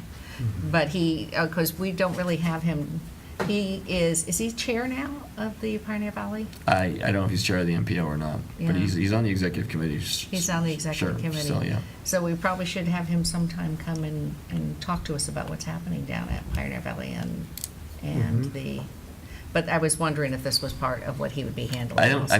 There's a million things that go on day to day in that place that the executive committee may or may not know about. These are all kind of micro grants. So, and like I said, I started this because, for what you said, I joined the working group to learn about how we could do it from a fleet perspective. And I did learn a lot about charging stations and things like that, and I think there are things in there about how you deploy them, what you should look for best practices and zoning and things like that. The biggest thing, and not to dwell on this, I think we know from, well, maybe we haven't talked about it, but I can take the planning board. I don't believe there's a single commercial parking lot in this town that can afford to lose a space based on their zoning and parking requirements and their site plan approvals. Everybody is, like the shops, if you recall that, they maybe had once, I don't even think they had a space, like out of 170 or how many parking spaces they have, they needed that exact number to meet the standards of our zoning bylaws. And so if you tie up one commercial parking space in one commercial center for an EV charging station, meaning it's not available for the counts for every other car, you now put them at a deficiency vis-a-vis their site plan.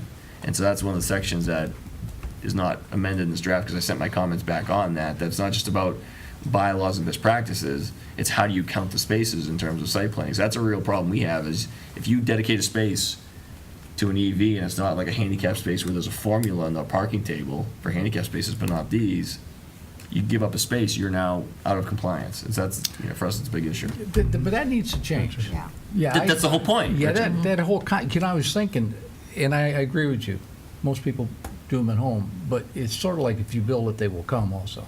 Because you got an awful lot of employees. If there was a charging station, they might actually buy an electric vehicle and bring to work and be able to charge it. But we don't have the capabilities now. So I would hope we won't close that box, that it's just our usage only. I think we need to think a little bit more out of that box. I think I shared with you on a recent vacation I was at. I was shocked at the differential in electric vehicles in foreign countries. I mean, there's charging stations all over the places, and there's preponderance of vehicles are electric. And they did it. And they're doing it still today. So we're pretty slow in our country so far on this. Yeah, and like I said, I given the grilling I'm getting, I regret I did it, but otherwise I learned a lot from being on this working group. But like I said, I started for the fleet. I think it did open my eyes, though, to your point, where are places we could deploy charging stations that would be a benefit to the municipality and also potentially a benefit. I mean, I think certainly we're going to want one at Town Hall, but not just standing there. It's not worth putting it in if we're not going to have a municipal vehicle to connect it to absorb that cost into that parking space. We want to get a value for the town operations out of it as well. And so that's where we're just kind of finding where that sweet spot of need, the cost of these things, the hookups, the ongoing utility costs and maintenance. There's a cost benefit right now where I think for us as a municipality, the benefit isn't quite there yet. But like I said, we do have a pathway forward, though. Well, I have a daughter who rode her bike across country this summer from Chicago to California, and she was explaining to me that if you had great bike trails for people, you wouldn't need as many parking spaces. So we'd have all those spaces you're looking for could be freed up if people rode their bikes into town. But I think one thing that would be exciting is if we had a playhouse, if you had a theater, and then we had people parking their vehicles, charging them up while they're watching the plays. I mean, that would be great. I'll look forward to that. Where's that going to go? Community house. We just Someplace where there's a lot of bike spaces, And so they can ride their bikes. you know, honestly, and not to be Debbie Downer on this, but the bylaws have a long way to go before that's allowed. And I think pushing a study like this into an area like that kind of belies the fact that there's a whole bunch of reasons why that's not going to happen for a very long time that aren't the fault of the town manager, or not like my lack of attention to this thing. Well, I would Yeah. still say, you've got the Wolf, you're talking Wolf Swamp Fields, you're talking about a master plan, you got to master plan it, not for this year, you got to master plan it for the next 10 to 20 years, which means you should probably have charging stations down there. Charging stations. Senior center, we should be looking at charging stations down there. We got to have bike racks. We have to look towards the next 20 years. So And then- I applaud you for attending this, and there's money out there. And I know you're saying we can't afford it. Well, we actually can afford it, and as we do it, then the community's going to respond. I think there's a lot of people, the residents, that will respond and use the charging stations, depending on where we are. So I'm That's it. not attacking you. I'm saying good job, and I'm looking forward to seeing more. That's it. Well, we could attack them a little bit, too. Well, we can afford them. I mean, they're 15, 20,000 per, I mean, There's it's, $8,000 grants on every single Yeah. one coming up. You know, Yeah, huge money for grants. clarification of the record, too, two of the select board members do in fact own electric vehicles, Hybrids. hybrids. But we have the same color. Yeah, but there's a driving force there, 'cause you guys would like to upgrade and get a full, so, but anyway, no, we need it. I know my F-150 isn't going to take a plug-in thing, so that's why I don't care. Tom's looking at a No, I just want to make sure we're all clear-eyed about where we are today and what the report says and price, what it yeah. doesn't say. Yeah, they're not free. They're not free. So, No. all right, and then, was there anything else, that you want to talk about? This Metatrol, we got a, Oh, Thing about yeah, sorry. yeah, So this is something that actually I'm going to give Paul credit for. He had encountered this firm. Sorry, I just got to find it. At some event or a conference or whatever, Association meeting. an association meeting, and basically, we have town council, we have labor council, and they are helpful in many ways, but workers' comp and injured on duty claims are very specialized. The record keeping on them is very intense and voluminous. And if you make a misstep in the process, it can be very costly to the town in the future. I mean, our primary goal is to make sure that we provide our employees who are injured the means to recover and return to work. That's the number. Well, first of all, keep them safe, And then second of all, if there is an injury, give them the resources they need to return to work. And then the third goal is to prevent employees from taking advantage of those resources and protecting the taxpayer resources.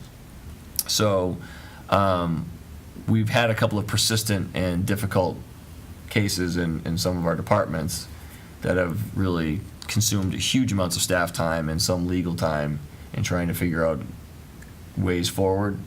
And Metatrol is a firm that specializes in these cases, and even after one session where they said, do this, this, this, this, and this, after just a kind of cursory glance at the files, we were like, this is going to be money well spent to retain these people on a one-year retainer to help us through these two cases, which it's not just because you said they receive health insurance, but a lot of times if it's injured on duty, they're using sick leave or not even sick leave, they're just getting paid. They're getting paid, and plus we're staffing at overtime rates for replacements, so.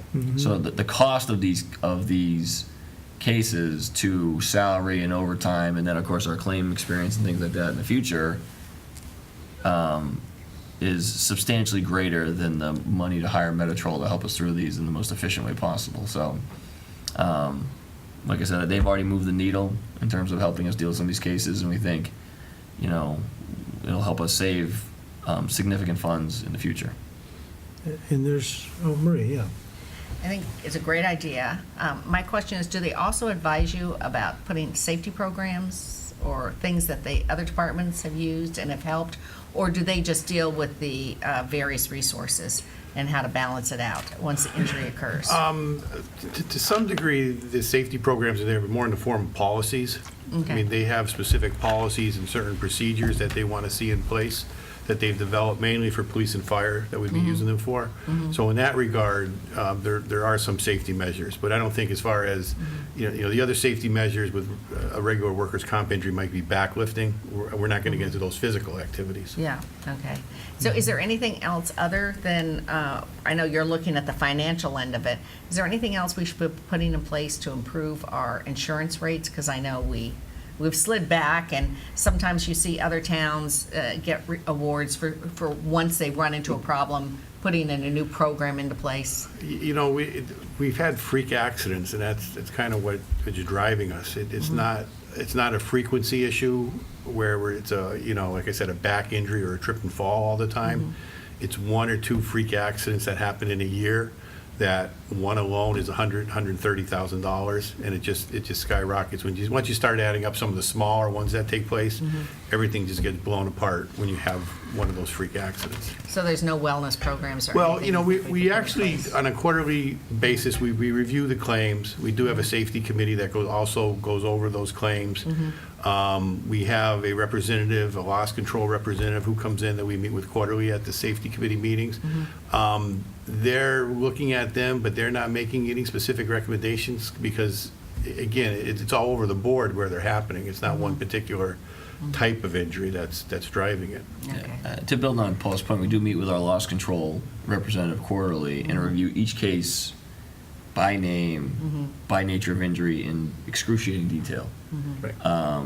And when we feel like something isn't going right something wasn't right with the incident, or something wasn't right with the rate of recovery or the medical documentation, we definitely pursue that. But as Paul said, there were just a few bad freak accidents that were, significant injuries to the people involved that, no real safety program in the world was going to change the outcome.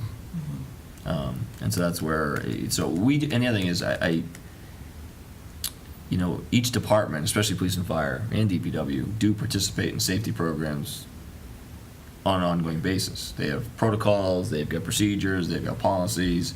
So I just want, when you ask the question, are there safety programs that they're putting us to? I don't want to make it seem like we don't have safety programs. We have tons of safety programs. No, I know, but there's always ways of improving, and I just want to know, are we going to the next step and implementing programs?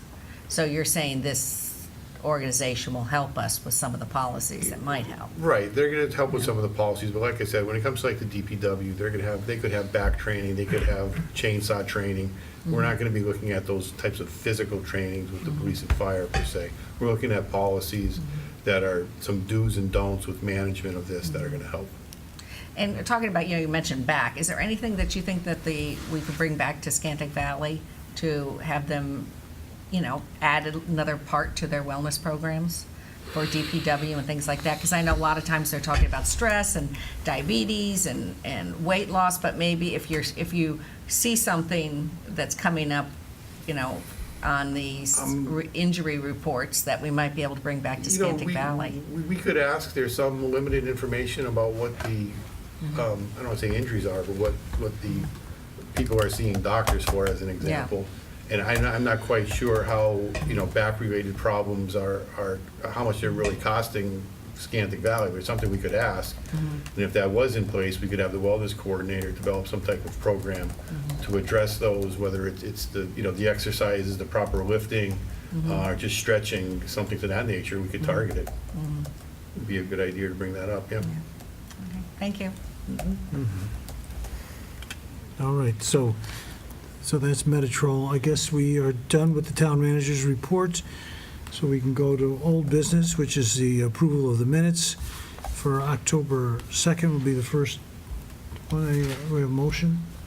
What are the ones that we were told not to touch? Oh, Was it, Mark sent an email? made or some, Was it all of them or just a few? he had a couple. Yes, I don't remember. 3 out of the 4. So what can we do? Let's see, October 2nd, 16, 20.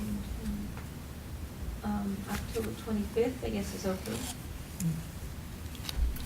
The joint meeting, I okay. have a comment on that one. Motion to approve the minutes of October 25th joint meeting. Second? Okay, any discussion? All those in favor? Okay. And then, That's the only one we can approve. so the October 20th, he has amendments. We can't bring up All the others are on hold. all of the whole. Okay. All right, so we will get to those in due time. And then as far as new business, I guess the next thing we talk about is the vote for the fire truck bond term extension.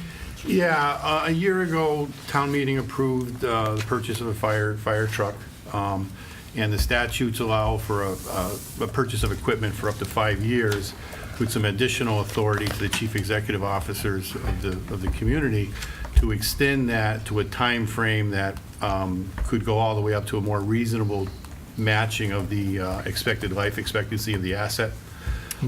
So right now, we're basically stuck with a 5-year limitation that we can actually borrow for on this. Now, we have the money in the budget, and if we continue with funding the budget as is, there's $183,000 that goes towards the retirement of short-term debt. We're going to be able to pay off the fire truck in 3 years, let's say.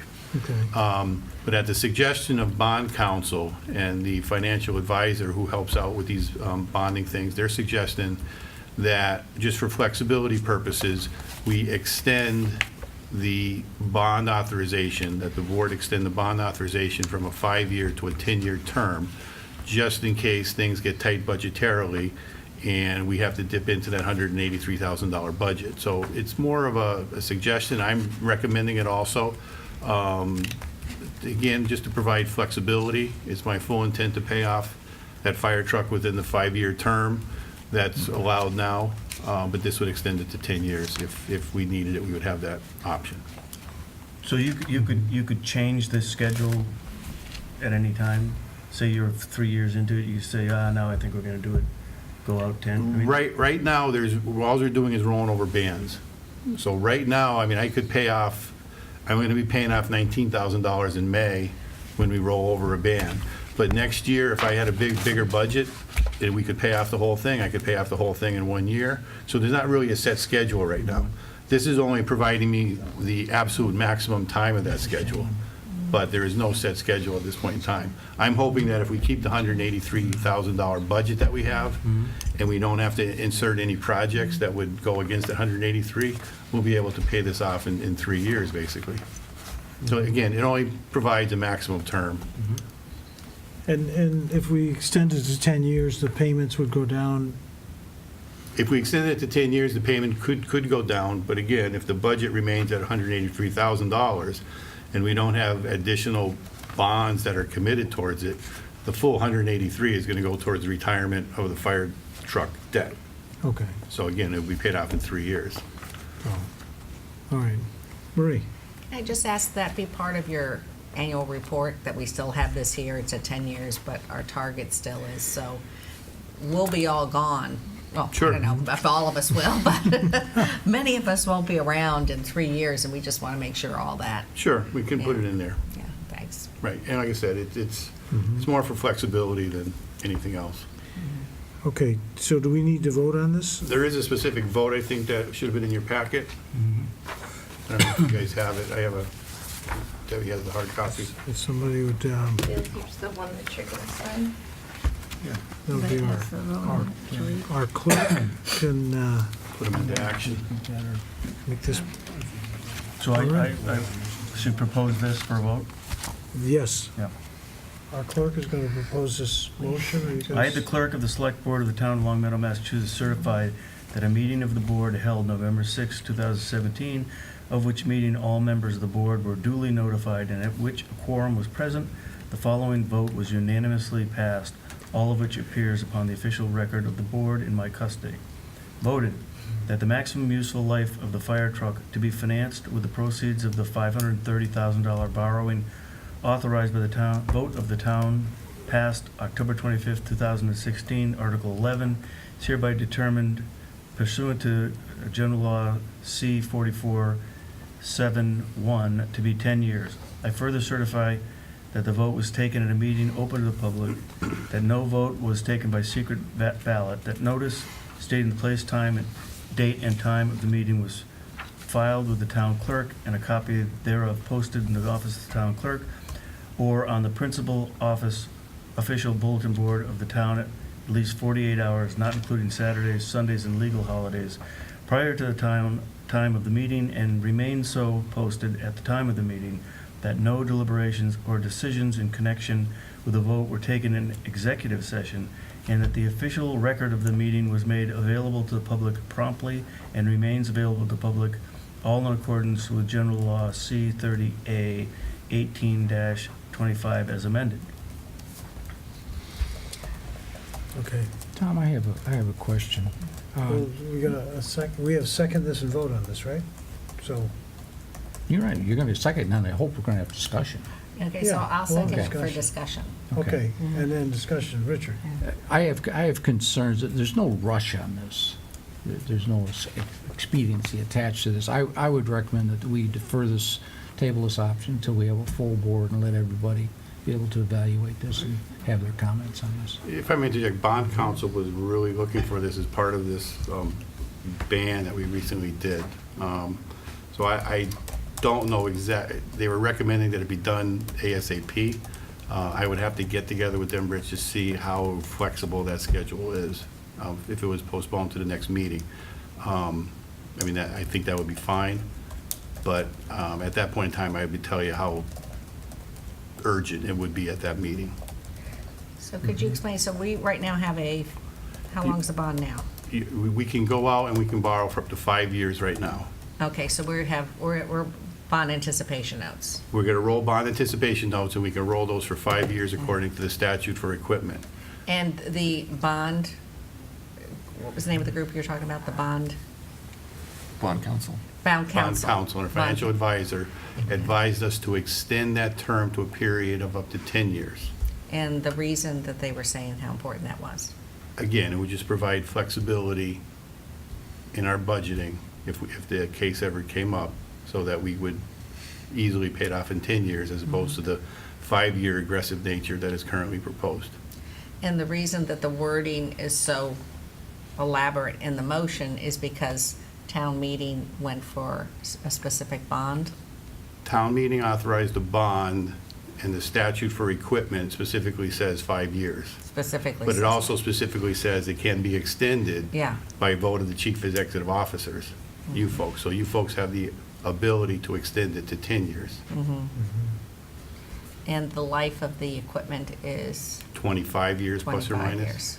Okay. Why wouldn't you just automatically do that because you're paying more interest? I mean, if you're amortizing something over 10 years, your payments. Well, the feeling is that there's probably going to be another project or something else that's going to yeah, yeah. fit right in and come into Gotcha, play. okay. So it's like, while we have it, let's get it done. Again, we're not re-amortizing, we're just getting flexibility in case it's needed. Right.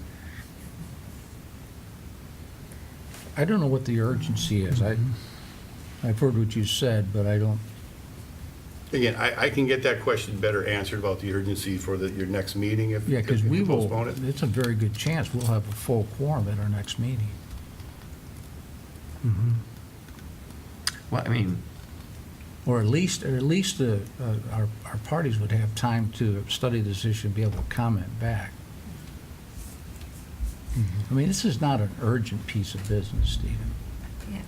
This is something that comes in and it's consideration and, a lot of, I know Mr. Gold particularly likes to be involved in the financial discussions. And this is a significant change to our amortization on that vehicle going, pay off from 5 to 10 with the parenthesis possibly we need it. Well, I think I'm of the nature that we'll need it. I would be shocked to see it paid off in 5 years if the authorization's for 10, because our needs outweigh our money's available. I know, Dan, Paul, and you know that too. Something else that thing's going to 10 years. I don't believe it'll go to 10 years, Rich, but It's going to 8, somewhere. It's going somewhere.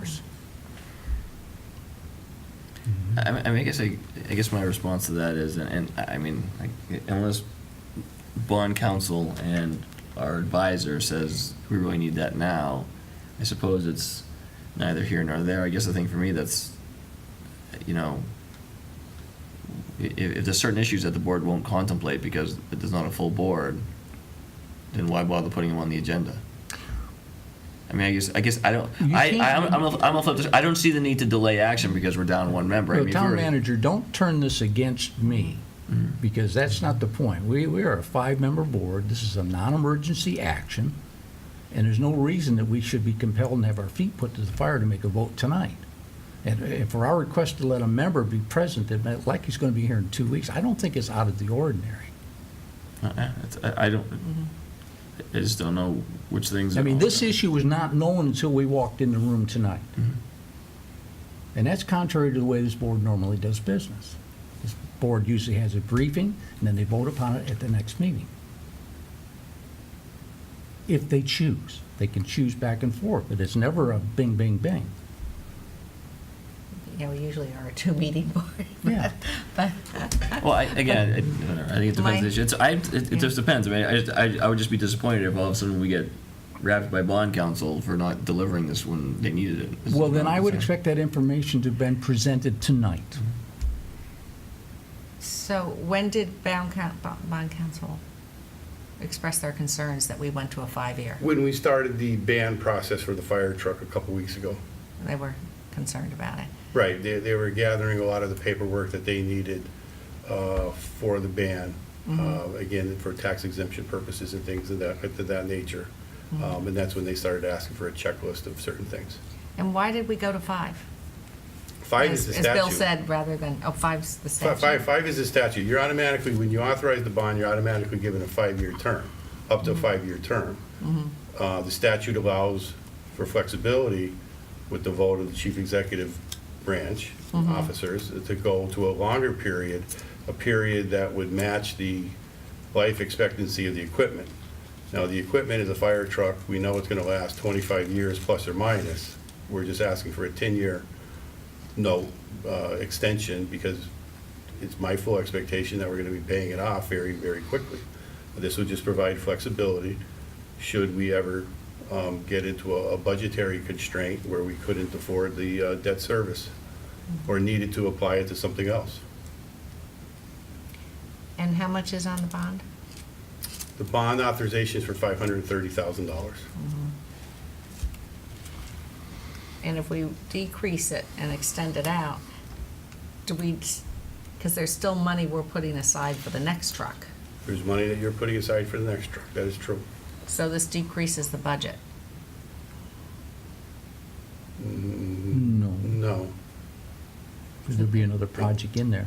We have an authorization for 530. There was an additional, I think, 130 voted out of the capital stabilization fund to fund this fire truck. The fire truck's expected in a month or 2 months. No, I mean, you'd be paying less every month. We'd be Is what paying I'm less every talking month, about. sure, absolutely. We'd be You're- paying less every month. But to be something else for that, though, they would need that money for something else.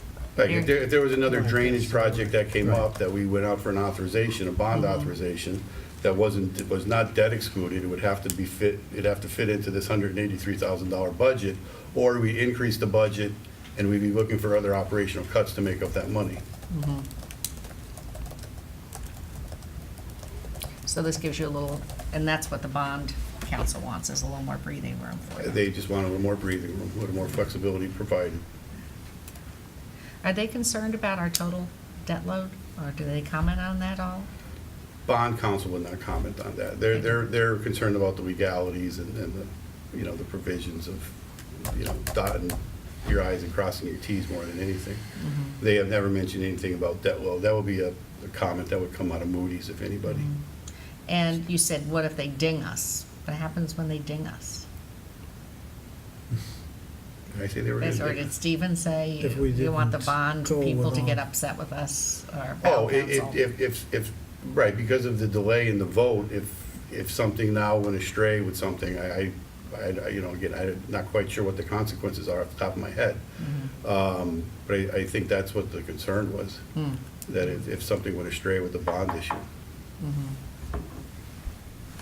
Oh, so but we don't have the bond yet. We're looking for authorization in the next vote to actually, we've sought quotes on taking out the $500,000 for it, and it's part of the ban vote that will be following this. Oh, okay. So the second vote depends on the first vote? And what you do with your bond extension, anticipation notes? Again, I'm not quite sure of the match between, if this needs to be done exactly tonight, Okay. or if it's going to have any concern in how it's going to affect the ban vote. Any other? Bill, what do you, Oh, you sure. understand this stuff probably better than I do. What do you think? I would agree with Richard, it doesn't seem like an emergency, but I also don't know what the problem is. I mean, it just gives you more flexibility. I think maybe the concern of Richard is there's always going to be stuff that comes up that you need money for. Yeah. And, But if that's the concern, he would be in favor of a 10-year right, ban, in which Right. case I would think he would approve it, but he has a different concern about Mark not being here at this time. Well, I think Richard's point was that if you have the flexibility, the money could get spent versus if it's already tied in. Is that, that's what I'm taking. Well, also. everything's always going to expand, and we have more needs than we have money, Yeah, so. right. So, I guess, if I can just. yeah. I think that the thing is, and I guess, I mean, there are, like I said, there are things we wait for the full board. I guess I looked at this as somewhat as a non-controversial item because we're not actually proposing to change the debt schedule. We're just trying to give the flexibility. And in terms of what other projects would come up that would then push us to change the amortization, those all would require votes by you guys in town meeting anyway. So it's not like there's going to be an automatic change in amortization just because we spend money. It's going to require planning and other votes. So the reason why I was just caught off guard by that is that I just thought this was kind of a non-controversial thing, but that doesn't mean, you're right, Richard, you're right. We do wait for things that are more significant than others for full boards. Well, we have a motion on the table, it's been seconded, and that would be to, the motion that Bill had read. Okay, well, I'd like to make an amendment to the motion, and I'd make a motion that we delay vote on this until we have a full quorum. Okay, and a second? Is that an amendment or a tape vote? a That's an motion to- amendment to the motion. Okay. All right, second. Okay. Any further discussion on the amendment to delay the vote? Okay, so we'll call for a vote on the amendment. Those who would agree to delay the vote? Aye, okay. And so then we would look at the original motion as amended and vote on that. All those in favor? Well, the original motion Motion. would no The longer be. original as motion has amended. been changed to your As motion. amended? Yeah. As amended, As so amended. it means that we wouldn't move forward on this tonight, and all those in favor? Okay, all right. So, the next thing would be the bond anticipation notes. The bond anticipation note, we currently have a note that is due on the 18th of November. It's for $973,105. There is a spreadsheet in your packet that itemizes that current ban. We are looking to renew the ban, plus take out money for the fire truck and take out money for a previous authorization for Branch Street water mains to the tune of $187,000. So the new ban that we would be taking out is $1,148,630. Again, everything is itemized on that spreadsheet. We got 2 bids that came in. We took bids on November 1st. We only got 2 bids probably because it's what's known as a non-bank qualified borrowing, and that means we've hit a certain limit during the year of borrowings, which I believe is $10 million. And since we refinanced the high school, it puts us out of a bank qualified type of position. So some banks don't bid on it. They only bid on certain bank qualified types of things. So anyway, we did only get 2 bids, the low bid being People's Bank at 1.35%. It's a 195-day note. That would bring us to May 30th of 2018. And that date was chosen because it matches up with the payment of the $2.6 million that we borrowed on the DPW site. So on next May 30th, when we renew, we would just have one bundled package to renew at that point in time. Mm-hmm. Okay. So, do we need to, There is a vote there to award to the low bidder, People's Bank. If somebody would make that motion, if everything is in order. all right, Is that, there's special wording to that motion? mhm. Do you have that there? It's Tom? bolded on the memo. Yeah, I'm trying to, I lost my packet. Yeah, let me just see if this is, Yeah, I was looking to read one, yeah. bond anticipation note. This is- Okay. I move to award to People's Bank the 195-day, $1,148,630 bond anticipation note dated November 18th, 2017, at a rate of 1.35. Second. Okay, second, okay. Any discussion on this? Paul described the, what these funds will be used for. We'll call for a vote. All those in favor? Okay. Thank you. And now we move on to mosquitoes. We got a. Sorry to bug you with this Town one. of Deerfield, started bugging us, yes. So this is something that we received this letter, or I received this letter from the town of Deerfield. They're forming a district, mosquito control district with Greenfield, Northampton, South Hadley, Southampton, East Long Meadow, and West Springfield. As you can see, there are mosquito, from the attached materials, there are mosquito control districts throughout the Commonwealth, but none out here in Western Mass. There's an assessment that is relatively modest, $4,500 to $7,000 per community, based on a metric that escapes me. It's in the packet.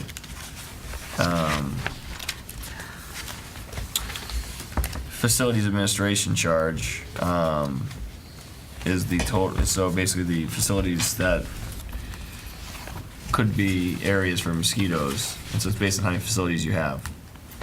And that the cost varies depending on how many towns they have in the districts. That's why they give you a range of 4,500 to 7,000. We won't know our exact amount until the district gets formed. But the Beverly Hirschhorn will tell you that, and she has told me, we have not had any positive tests.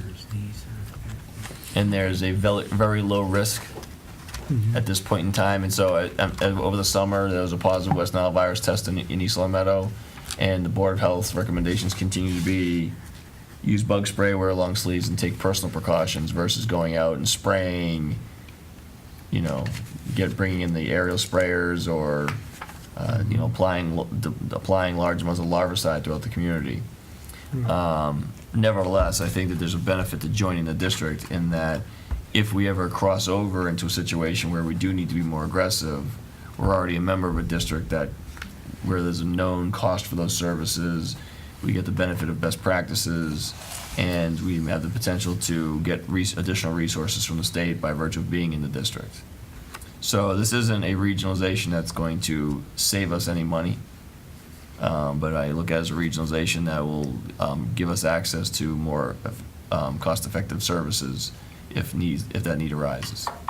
So do we incur that expense just simply by being a member of it? Right now, the letter that I'd be asking an authorization to send is a non-binding letter of interest. But I think like I said, I think it's a non-binding letter of interest. Again, I think if they're saying the maximum exposure for us is $7,000, and we get fixed fees for certain services, and we are better prepared, excuse me, if there is an outbreak of Triple E or West Nile or, you know, something like that, I think it's worth having that extra level of protection throughout the region. Mhm. Well, Yeah, I East Long think, Meadow had a lot of, Yeah. I think It's only a matter of time, really. I mean, the only hard part on this is it was such a dry they can't find it. summer. I don't think I got a mosquito bite all summer. I don't know if anyone had. This was like mosquito-free. Marie? I guess the only concern I have was our beekeepers. I hate to go ahead and say we're going to go ahead and spray. As you said, this is just an intent.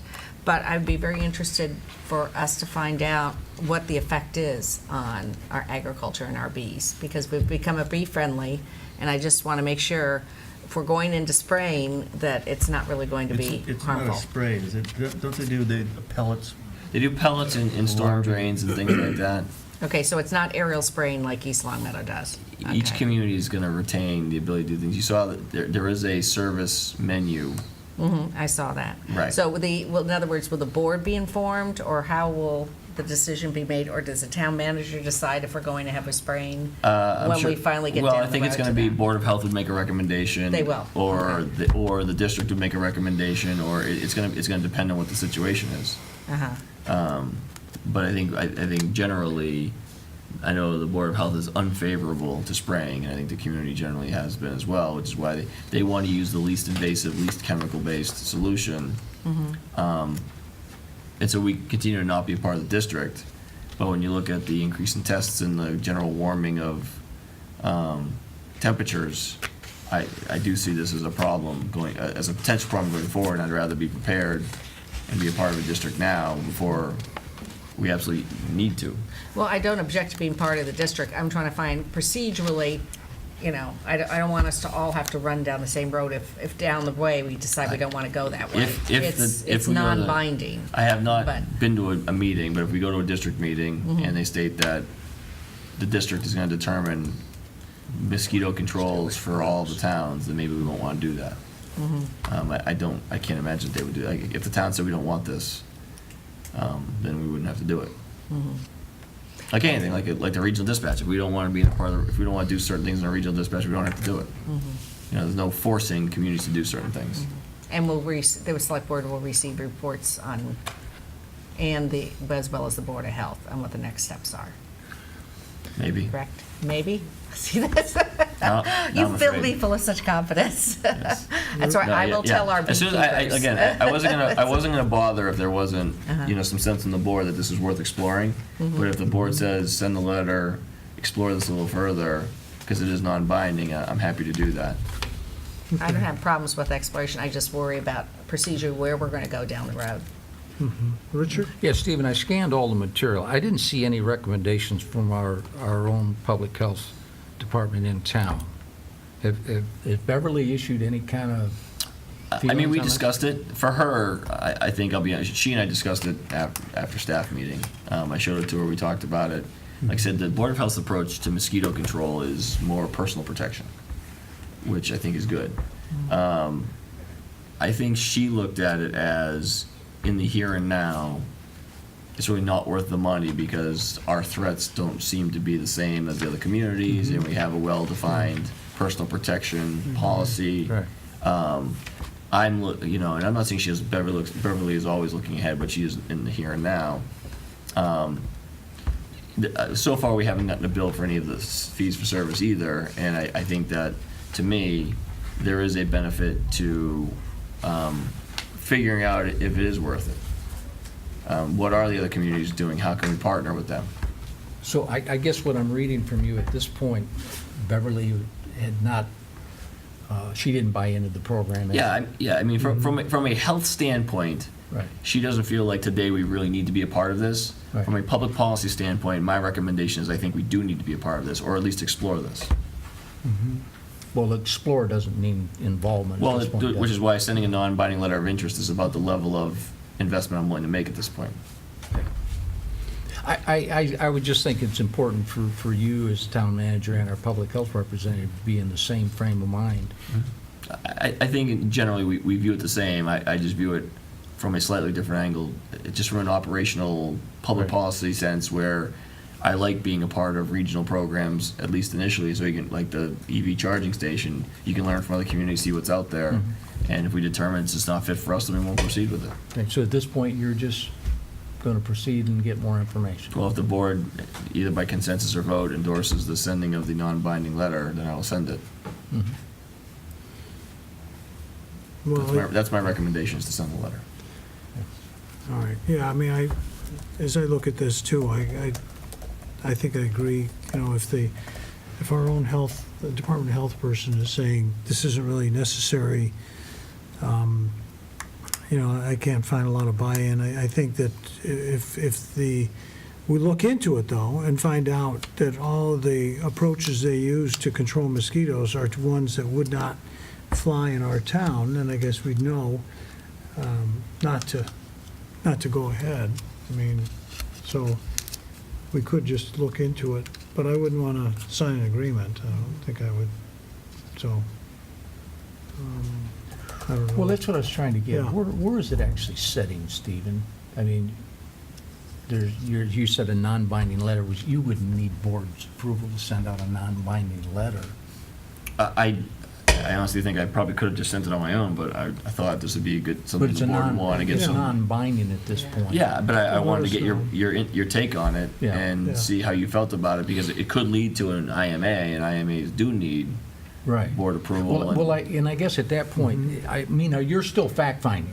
Am I correct? Correct. You I wanna haven't get even more called the facts. person from Deerfield. I saw this, I went through the materials, I talked to Beverly Right. about it, I felt I understood the basics of it. Yeah.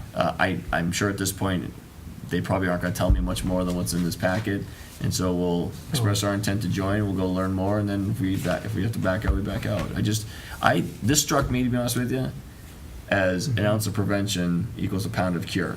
That this definitely has the potential to be that kind of thing for us. Just because we don't see it right now doesn't mean that it may not be there in the near future. And so let's try this. And like I said, it's very, very low level obligation at this point. And like I said, if it doesn't work, we'll back out of it. But I wanted to at least, it sounded like they need more, they can't figure out what the costs are going to be and what the service is going to be until they have a sense of how many communities there are going to be. So for me to call and kick the tires doesn't do the district any good either. So I thought I wanted to go that extra step and send the letter and get in the mix and then see. And This says that it's going to be a warrant article at a town meeting. eventually, yeah. To join the district to be a warrant article at town meeting. Although, yeah, maybe if it's an independent, we did need a town meeting vote for the regional dispatch district too, didn't we? Did we? No, actually, Intermunicipal agreement. We voted. actually, yeah, that may be the Municipal Modernization Act changed that, where IMAs can now be done by the select board, not town meeting. Yeah. And so maybe that's just kind of an out-of-date thing. I see nothing wrong with, following it down the road and see what's going on. I think I'm hesitant to jump completely on board, but let's see what is out there. Yeah, but the thing about this to me is that if this is the wrong form, because it says that the town intends to include in its warrant article budget for town meeting on the date of, and we have, this is just exploratory. I mean, I think it should be explored.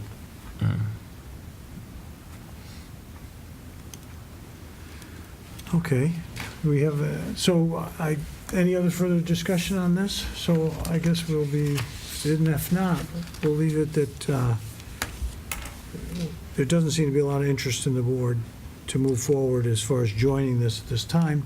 If you give us some additional information that can convince us, we'd be all ears, I guess. Well, and Right? I think it's important that public health is up there and they're in agreement with what we want to move forward with. That's an important part in our community too. Because Deerfield may be a totally different community on this particular disease too, Tom. So that's why we have our own public health people down here.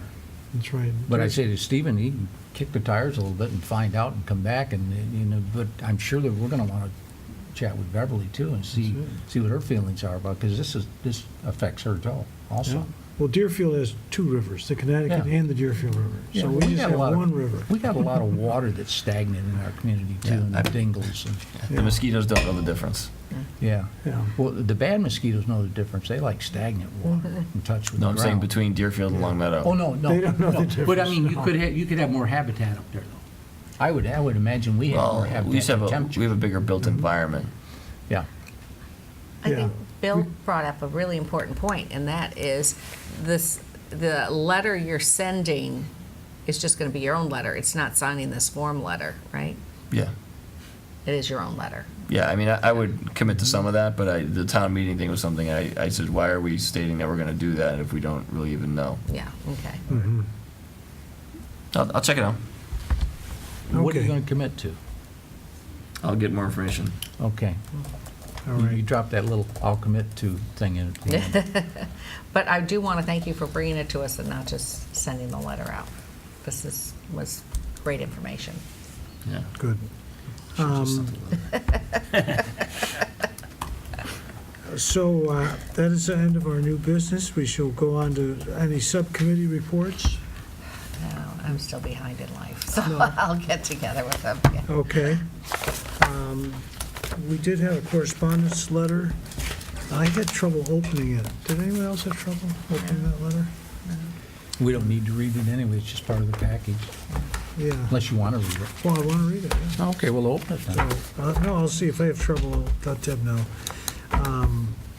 I had trouble opening a few documents too, but, she was helpful in printing everything out, so we have it here, so that was great. So I guess we would just call for adjournment till our next, till tomorrow night, when we, Till Not tomorrow tomorrow night. night. Oh, tomorrow at our night. town meeting. I move. Okay, and a second for that? Second. Adjournment? Okay. All those in favor? Okay, we are Town meeting, officially adjourned. 7 o'clock, 7 o'clock tomorrow night. Okay, thank you. We hope we'll see you all there. same Bye. place.